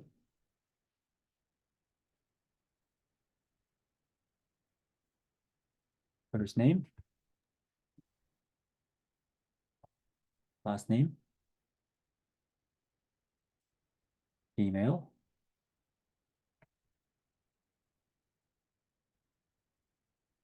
birthday. You have an avatar. Yes, we do have avatar. Yes, so good catch. Avatar. Okay, we do have avatar, and now we can display right over here. Avatar.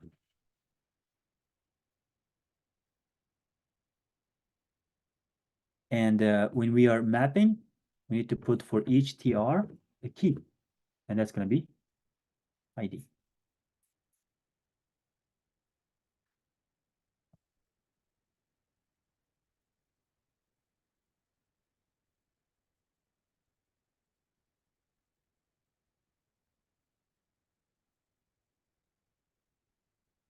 What's wrong with birthday?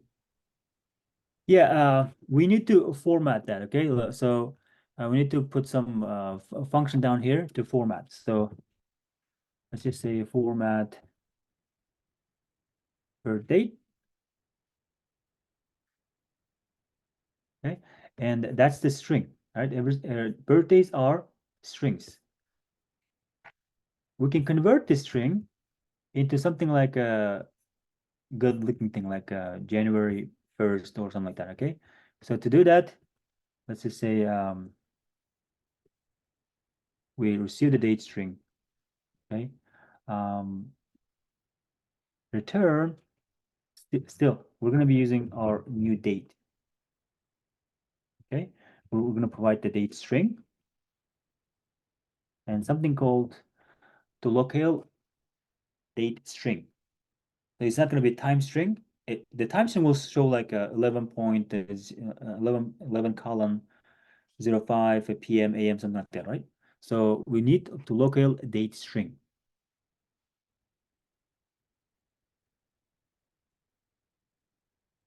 We can definitely check it out. Date. Local date string. Right, as you guys can see, we can provide the options right here. Right. So if I run it, expected output varies according to local time zone and default local.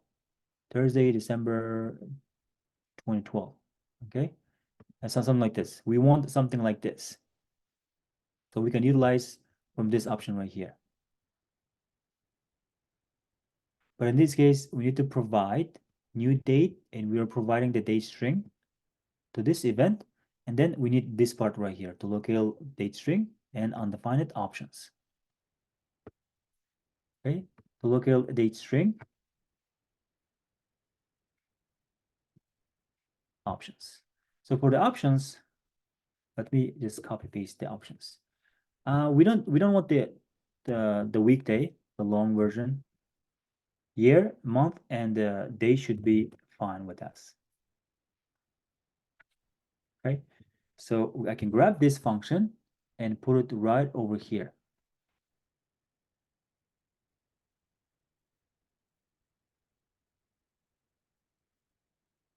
Format birth date. And now we are able to see June 11th, 1992. And if you'd like to see what date you are born, then you can put weekday long. Down here, it should show you Wednesday, blah, blah, blah. What happens if I put short, wed, fry? Yep, we can definitely do that. Now, there's a lot of things with the date object. It's a cool stuff.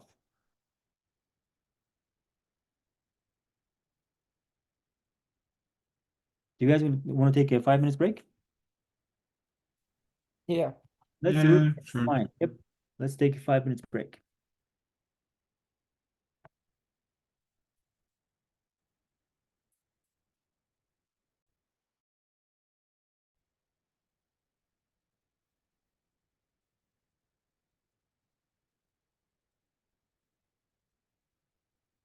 All right, cool.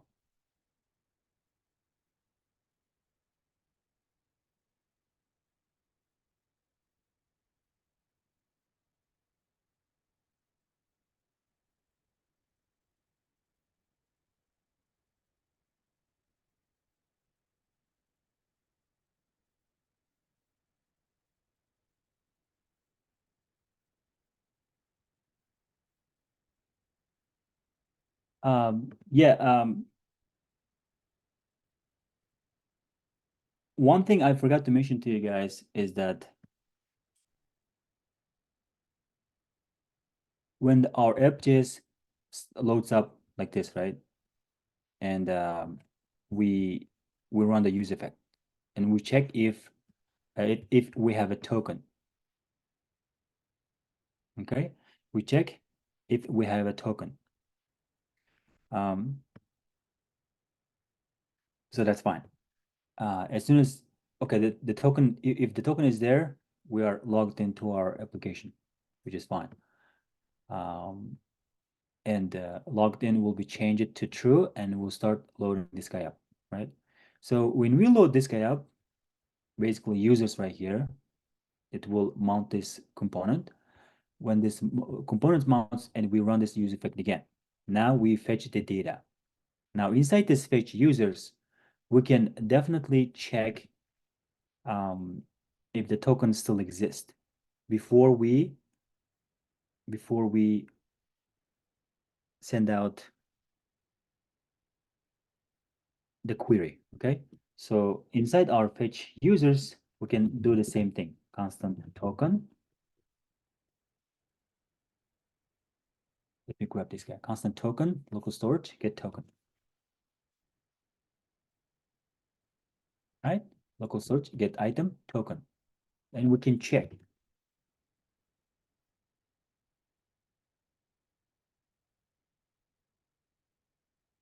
Okay. We can check now.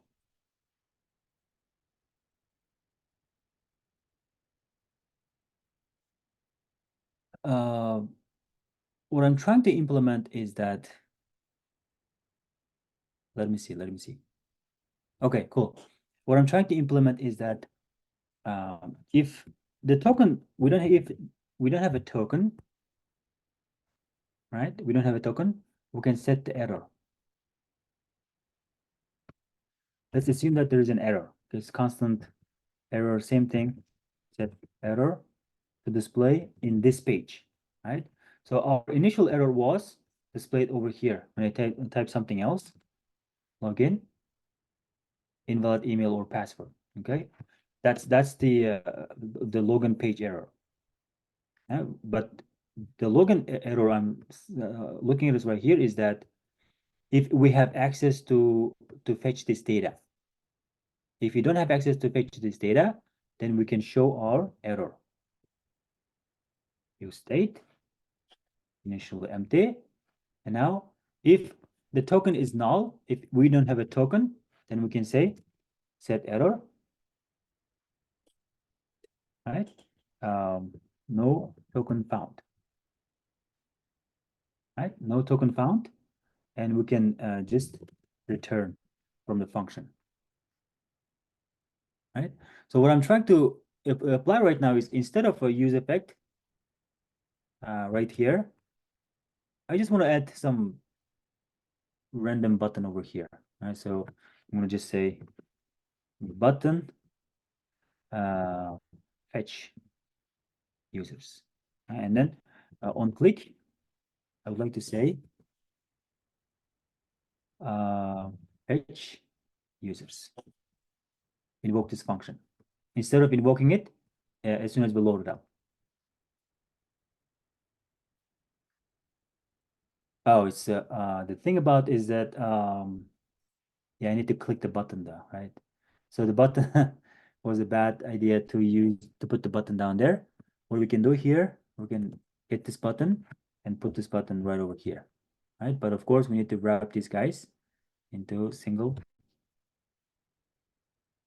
fragment, right? So now it's still loading, but the fetch user in the user effect was updating the state, the loading state. That's why it was showing the data.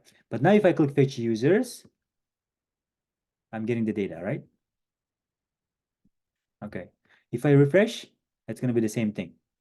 But the thing about is that my fetch users is checking the token, right? What if I clear my token now? I don't have any token. So what happens if I fetch user? It's not fetching anything.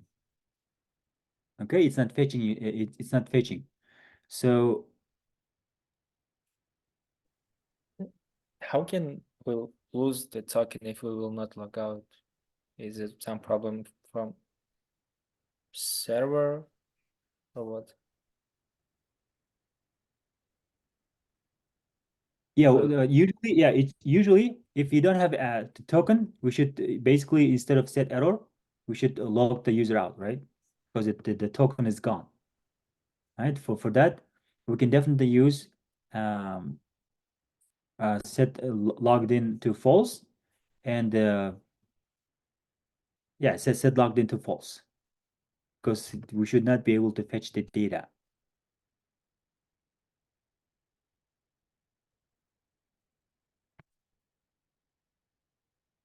All right. So the user might be logged in. Okay. The user might be logged in. Right. The user might be logged in. But since they are working in this picture in this screen right here, at some point, let's say the token is expired. Right. They're still in this screen right here. Nothing is clear. No one clicked log out. They're not logged out yet. But they're still in this screen right here. Okay. And they try to fetch the users. Right. People can stay idle for a long time in a single screen, right? They just maybe walked out and came back, and then they're still here, but their token is expired, and they would like to fetch some data or do some clicks around this website. In that case, if the token expired, then if you click the fetch users, right? Uh, I refresh the page, logged in. That's why I do have a token. But when they say fetch users, you should push them out to what? Where? If the token is expired, they should be pushed out to login page, back to the login page. So we don't need this error. Okay, what we need is set logged in to false. All right, we need to send the user back to login page. So now inside my users, set logged in, set logged in. All right, if I click fetch users, I do have my users right now, right? Yes. So let me log out, log in. Now, if I clear my local storage, okay, and if I click fetch users, I'm back in the login state because my token is gone, expired or whatever. The application should push out the user back to the login page so that they can type their email and password again, so that they have access again. So when they type the email and password again, the new token will be generated and sent back from the web server with the new expiration date.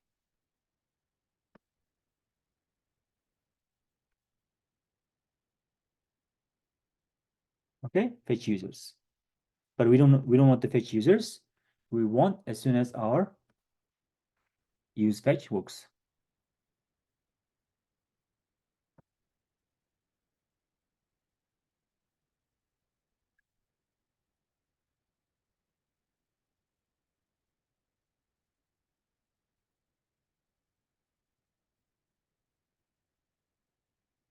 Where I am console logging this, is it inside login? No, no, not the loader. Login console log. Oh, right here, form data.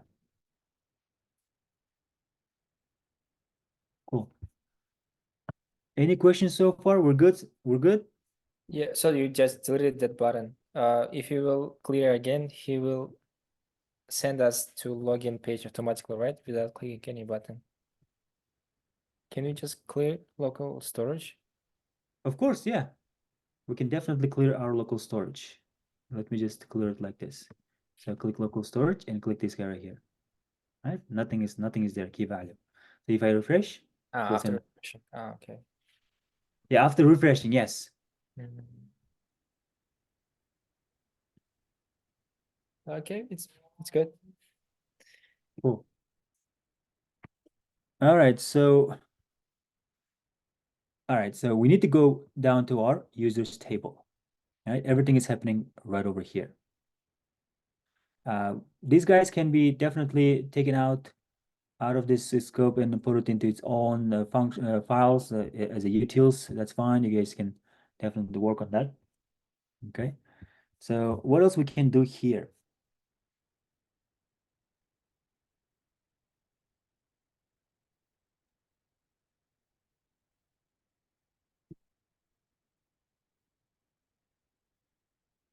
The remaining part is related to the model. Okay. But first of all, let's do the search part, right? Let's do the search part, and then we can come back. Right. So let's go back to our search, and maybe we can work on our delete part, because delete part will updating the users. Search. Yeah, cool. So we need to have a state, right? Constant query, set the query text basically, use state empty, and we have only one. It's not a form data. It is a form, but we have only one input, right? So that's why we have right here, you can say value, it's gonna be query. And of course, we're gonna have one change, handle, query change.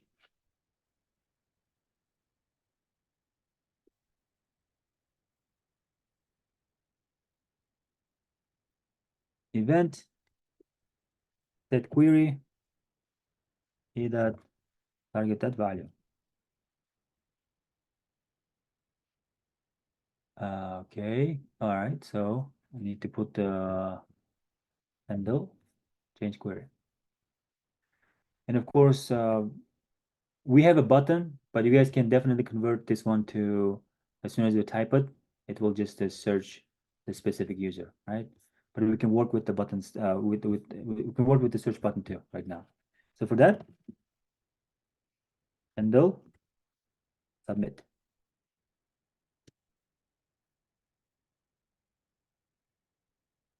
Prevent default, as always, I need to put event over here, and I need to put my on submit, handle, submit. And what am I submitting? Of course, I need to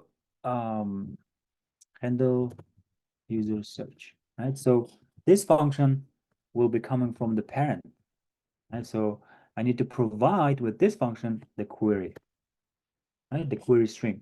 As soon as I click submit, I'm grabbing the query string, and then of course this query string, I can trim it first before I send it. Where's my search? My search is, I'll bring it over here since I'm working with the search.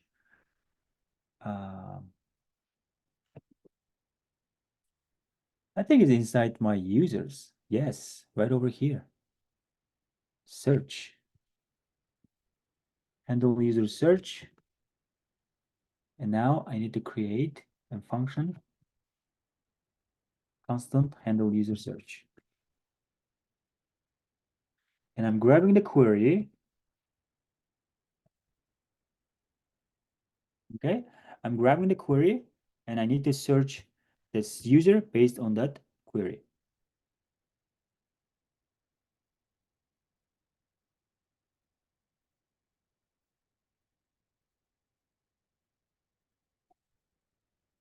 All right, so since I'm grabbing this handle search query, right, I would like to have a state inside here too for the query.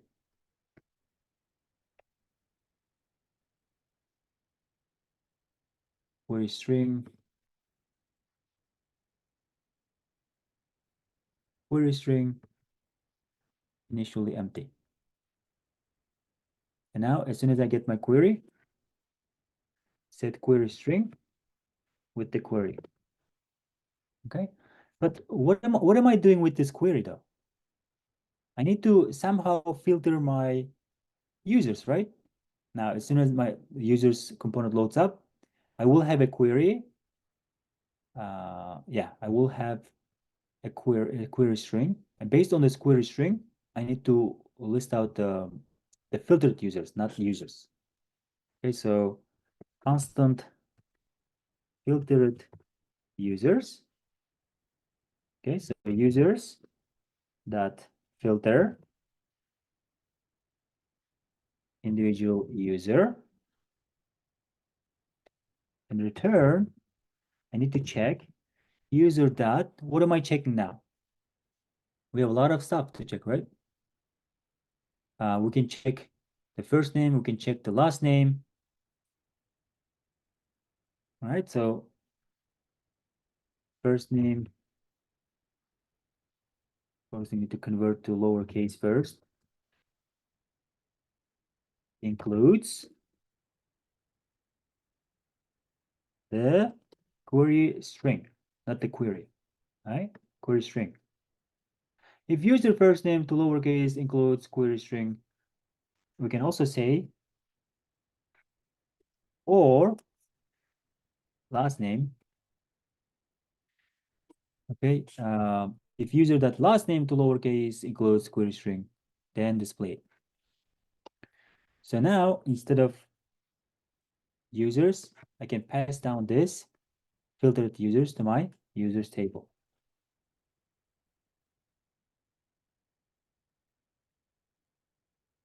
Okay, so if I type Alex, all right, what am I missing here?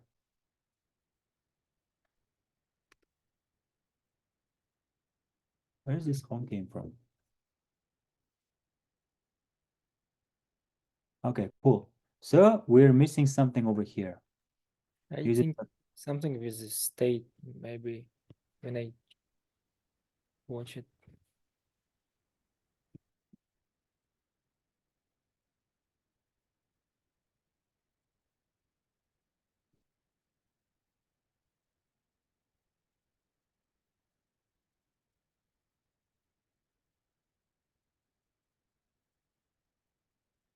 users table users.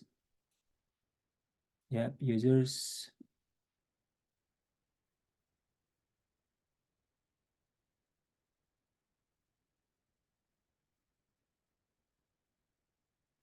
So what's going on here is let's check back again. Constant filtered users that filter. Do you need to set that filtered users to users? No. No, we don't have to now. No? Okay. Because we're changing this search, right?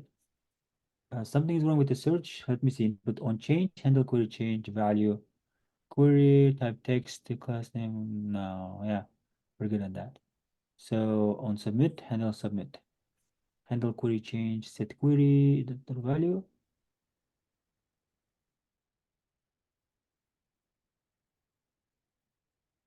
Oh my goodness, I think I forgot to pass down this to my search. Why are you guys not telling me? All right, so I need to pass down handle search down to my search. I did pass down work from here, but I didn't receive it from here as a prop. I forgot. So now Alex is working fine. You can also click enter. It's gonna fine. It will work fine. Okay. So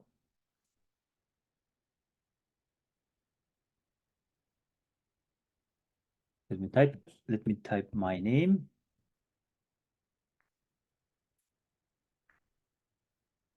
If all your letters will be uppercase, upper, will it find? Of course, it's just converting to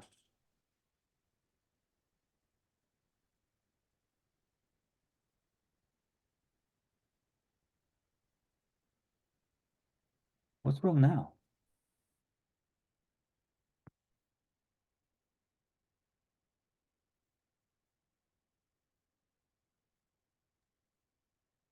You had or maybe and will help if Oh, First- inside the users right here for filter. maybe. Am I writing the first name and last name? Yeah. The lowercase includes with a string.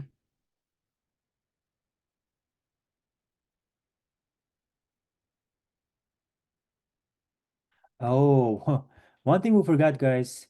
It has to be like this. Okay. Let me see my, yeah, so you refresh. If I type. Oh, it will never be able to find it. Why? Because here's the thing. We're lowercasing the right here. Okay. But we're not the lowercasing the query string itself. If I type like this,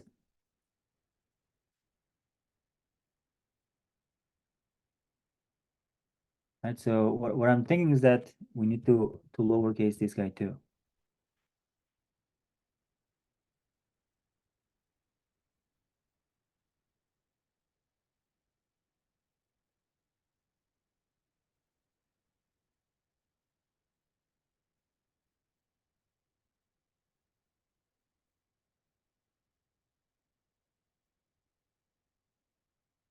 All right, it's working fine. We basically forgot to lowercase the query string itself too. What we could do is, okay, every time we type something, we would like to send out from the search itself and convert to lowercase first and trim it out, or maybe trim it first and convert to the lowercase. That should be fine too. All right.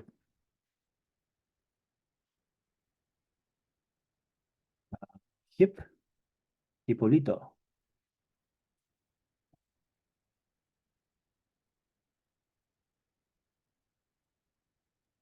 Azamat, when you use filter, you didn't update your state, right? You No, I didn't update my state. The only thing I updated was the query string, right? The query string. The query is, as soon as I update my query string, it will just re-render my application, and it goes down and it will run this one again. Right? Every time I type something, it will re-render, change this guy right here, and it will run this filtered users again. How about we use, right? How about we do, excuse me, without the search button, right? What we can do here without the search button is, since we have a handle search user search over here, right? Instead of handle submit, we can type our handle user search over here and provide the value, right? So it's going to be either targeted value. Of course, we need to trim it first and then to lowercase it first to send out our value. So now if I type Alex, okay, it is displaying, but oh,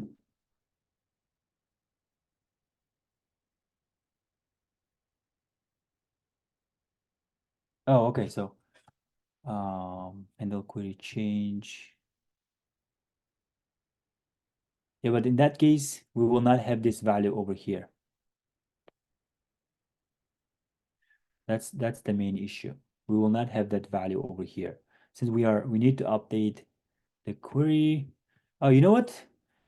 Instead of this query right here, the state variable, since it's not typing right now, right?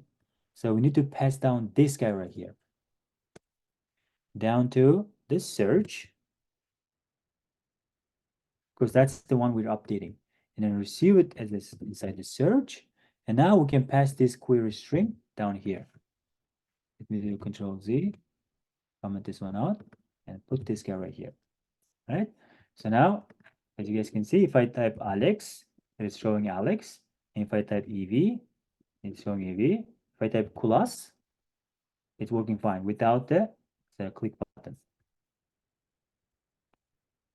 Without the click button. Now this state variable is inside the search itself, and we are updating the state variable with this one, and then we're clicking the button, right? That's how it goes. When we click the button, now we're updating. When we click the button, now we are updating the state variable inside the users over here, and then we are re-rendering and we are filtering out the users. Okay, so with the second option, without the button, every time we type something, we are re-rendering our components right here and displaying the user. It's up to you guys, whichever you prefer, that's fine. All right.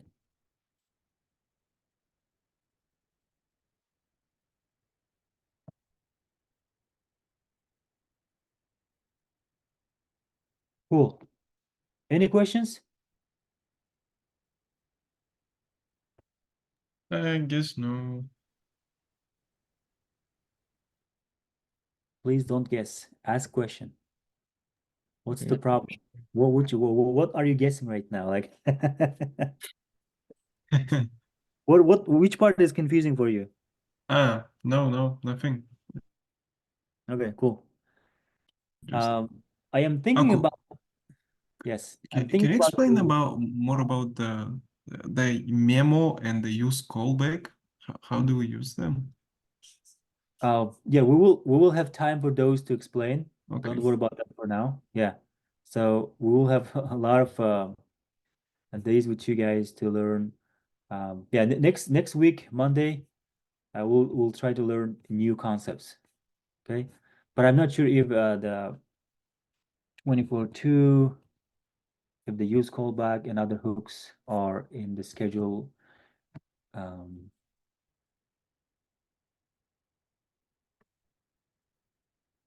Yeah, context API right here. And so we'll probably learn about use callback.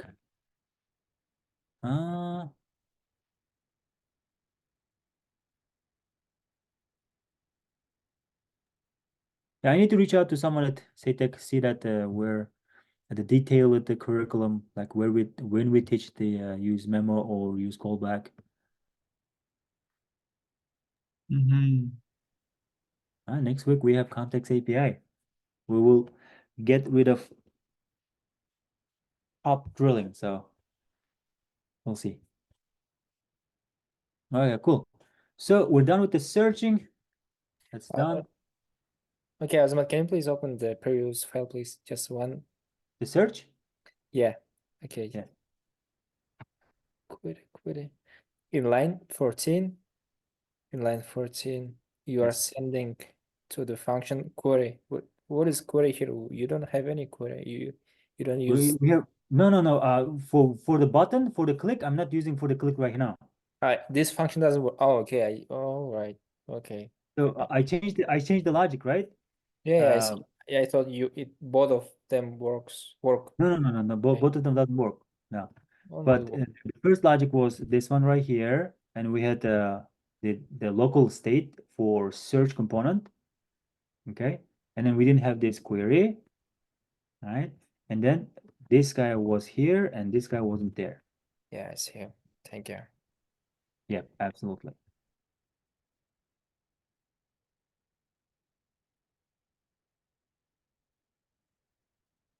Cool. So now I was just saying like Alex and clicking the search. I think I broke it again. So let me take a look. Handle user search, handle query change, set query, the value, handle user search, query the trim, the You lower. don't have a target value. That's why I think you didn't set query as a value, I think. No, you have handle research. Yeah, you didn't set state as a value. Which one? Uh, No, it said set query right here. where is it query? Okay. Ah, yeah, I see. And then handle submit, prevent default, handle user search, query the trim to lowercase, yes. And then over here, the query string, handle user search query, set query string query. As soon as you set it, it will just re-render it again. And right over here, first name to lowercase includes query string, or interesting, it should work right now. So Alex, hey, it is working. I don't know why it didn't work in the first time. Ah, it's working. What do you map when you use search function? What do You I map? query string or what? What are you mapping for cards? You can Oh, scroll down a little yeah, bit. yeah. So I'm passing users, but it's a filtered users. Right? So the filtered users is coming from here, but when I'm passing as a props, yeah. I get users. So users table is grabbing users, right? We can definitely change the name to filtered users if it's confusing for you guys, but users.length, and we're just mapping users. All right, thanks. Okay, so we're running out of time. I'm thinking about doing this delete part and then stop it there. Right? Let's do the delete part. So users table right here.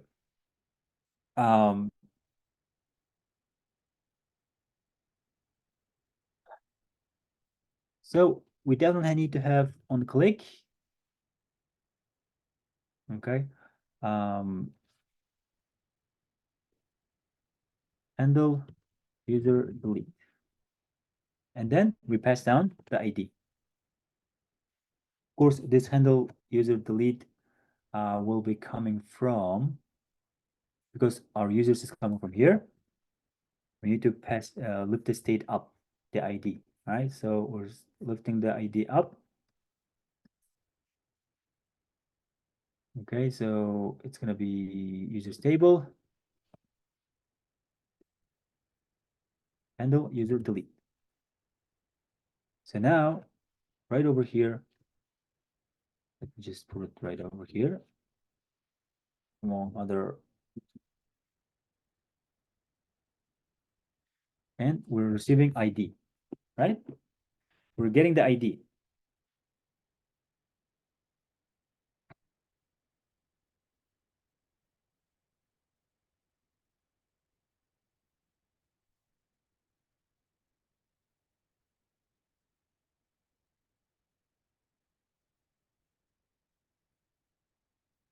So same thing as we were doing inside our fetch users.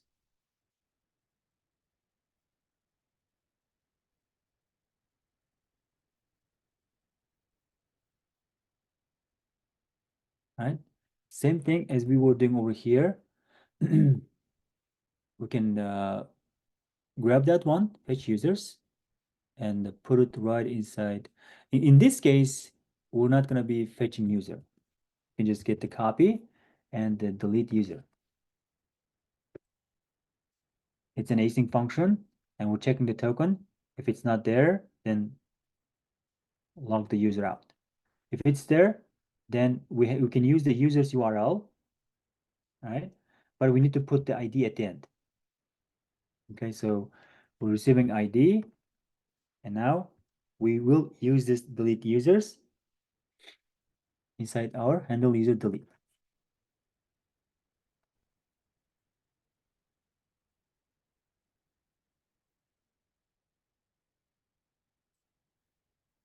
Right, delete user, async ID, blah, blah, blah. And right over here, I need to do plus.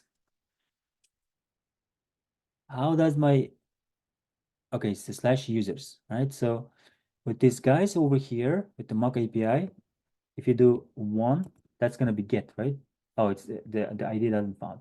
So ID 27, for instance, if I say 27, we'll get the user with the 27.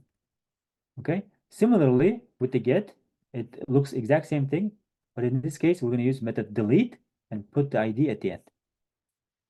So now I can do delete user at the end, put the ID.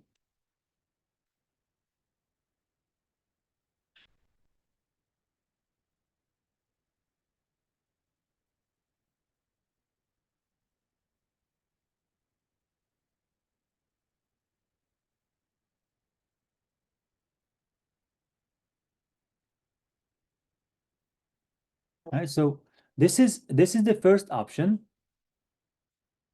The option meaning is that we somehow, since we are getting the users from API endpoint, right? We can delete the user from API endpoint and refresh our page. Okay, refresh our page. So now we're deleting the user from API endpoint. Plus, we need to update the state. Okay, when we delete it right here, of course, we're not gonna get the data. Data is not array of objects. For the deletion, probably like successful or deleted, etc. Okay, for that, constant filtered users is equal to, we'll grab the users and filter. When I'm filtering, okay, when I'm filtering, I need to type user.id not equal to with the ID. And now I need to send out this to filtered users.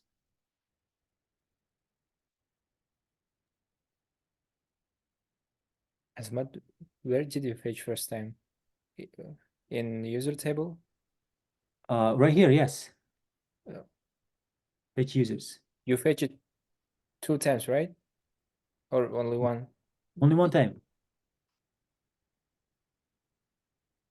This one is fetching users, right? Initially, and then we're updating the users.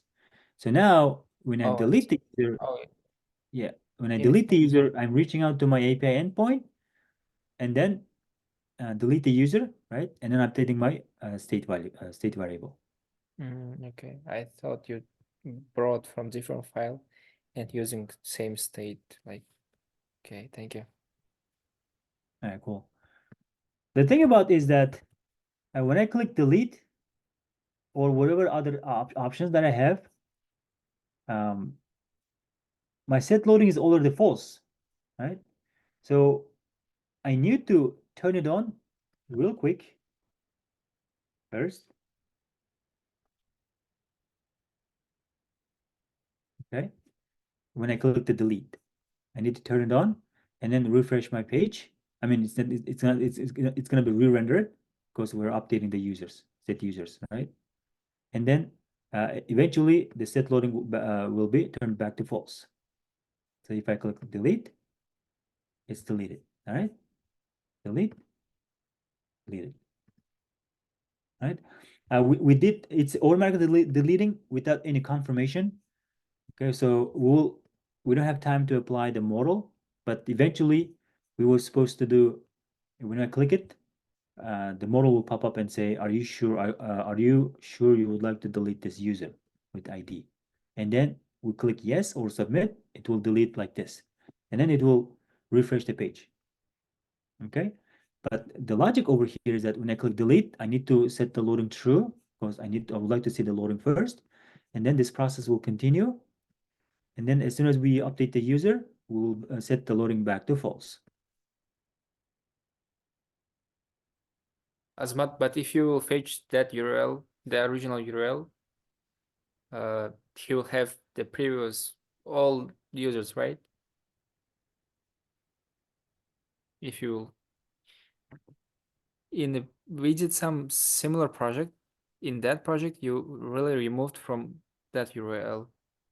Now you are just filtering. You don't even touch this URL, I think.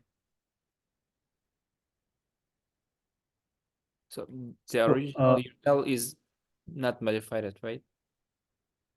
The original data should be modified, but we'll check now. Okay, console.log data.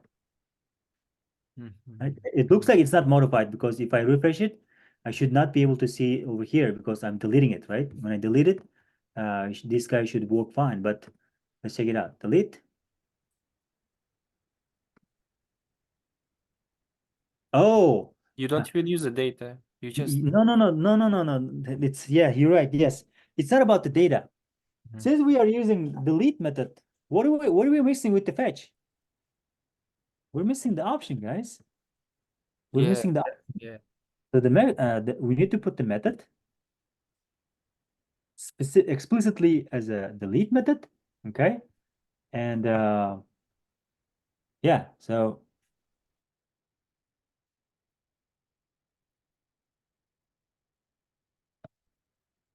you can definitely put the headers. It's up to you guys. Content type application JSON, right? So we don't have to provide any data in the body because we don't have a data, right? The only thing we need to provide is the ID. Let's check it out. Okay, so let me try to delete one more and refresh the page. Now it's updated.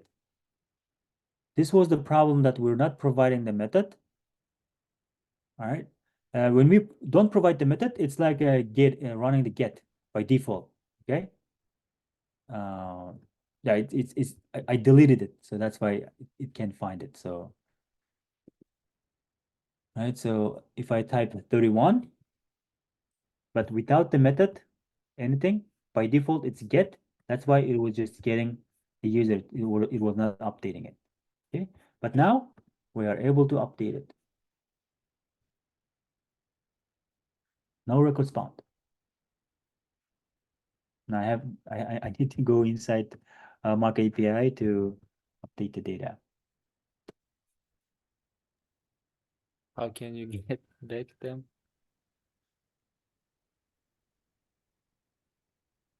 We did learn the user ref, yes. So the data is, what am I using as a, yeah, I found it.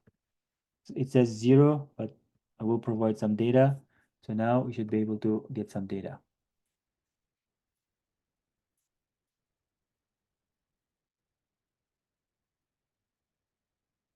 Cool. It's 8 o'clock.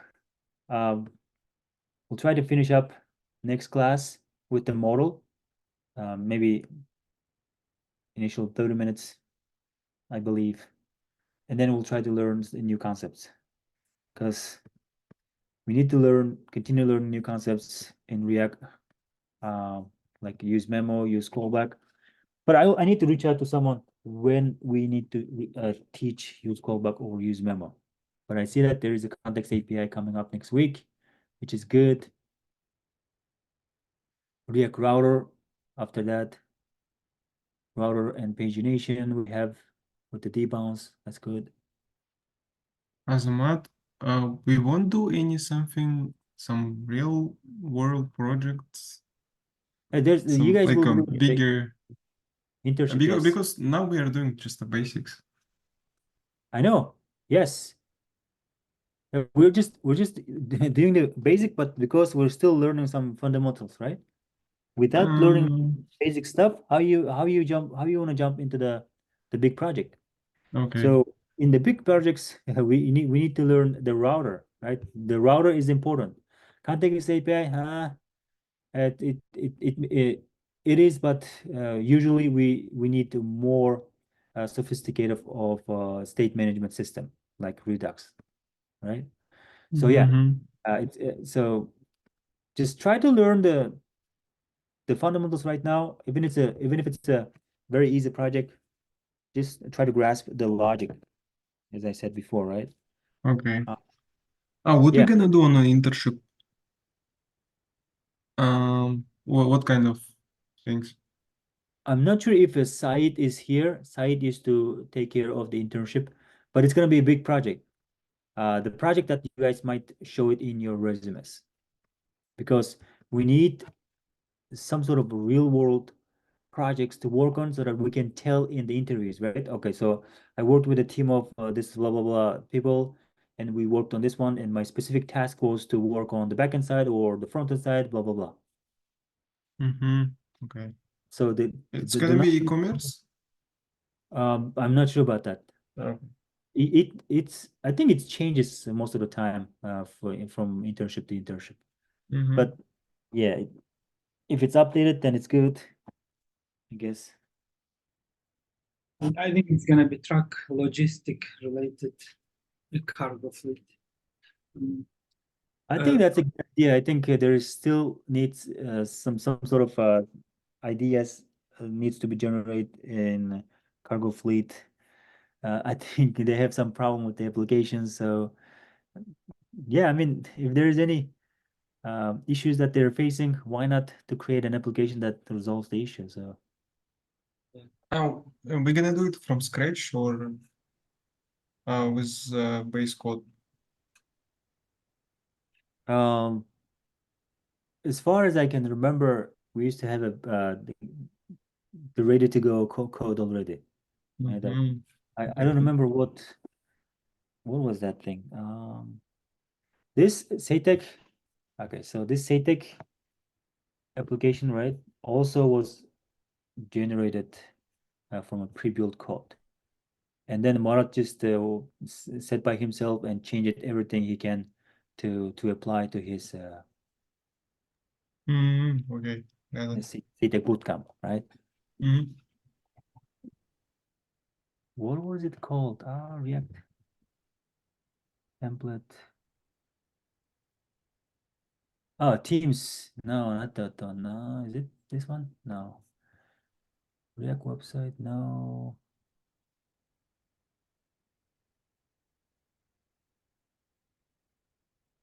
Anyway, I can't remember what was that, but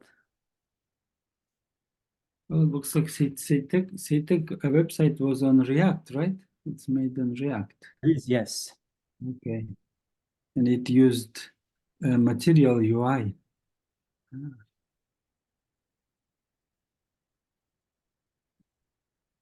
Lodash. What is it used for, Lodash? Don't remember. Is it some kind of library, right? As I remember. Yes, it is a library. And then remember we had to use Lodash to generate a deep copy of an object or array of objects. Okay. So that's one purpose. And what other purpose can we use Lodash? Well, Lodash has a lot of for functions that they can be useful inside. So we just have to go inside and check it out, right? But the useful things that we used up until now was deep copy. But I'm pretty sure that Lodash have a lot of stuff. So check it out, the documentation. There's a lot of stuff. They set as underscore, right? Import underscore from Lodash, and then yeah. Okay, and yeah, how when we gonna learn about Redux, or how much we need to know Redux? Well, Redux is definitely you guys need to learn. We are in month 5, maybe at the end of month 5, at the beginning week of month 6. Okay. I would assume that we will start learning about Redux. But When of we course, gonna finish the bootcamp? Well, I mean, on month 5? Oh no, month 6, right? month 6, yeah. You know what? Right. How about if I check documentation? Let me see what was their thing over here. So month 6. I think they had extra 2 weeks of the previous cohort before you guys. Oh, it's just the mock interviews. Yeah, mock interview. There's a Redux right here. February 14th, basically in month 6, the second week. Oh, actually, right here. Sorry, Redux. I think Kanebek taught Redux. Okay. Router pagination debounce. Kickoff internship, purpose of internship. Each student should work on feature or bug fix. Internship. All right, you guys will start the internship in what was that? Right here, June 10th. and then it's gonna be until the end of the bootcamp.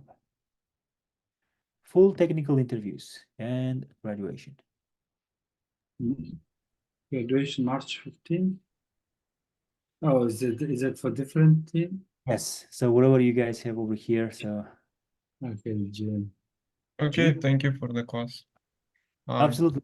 I think people left already, so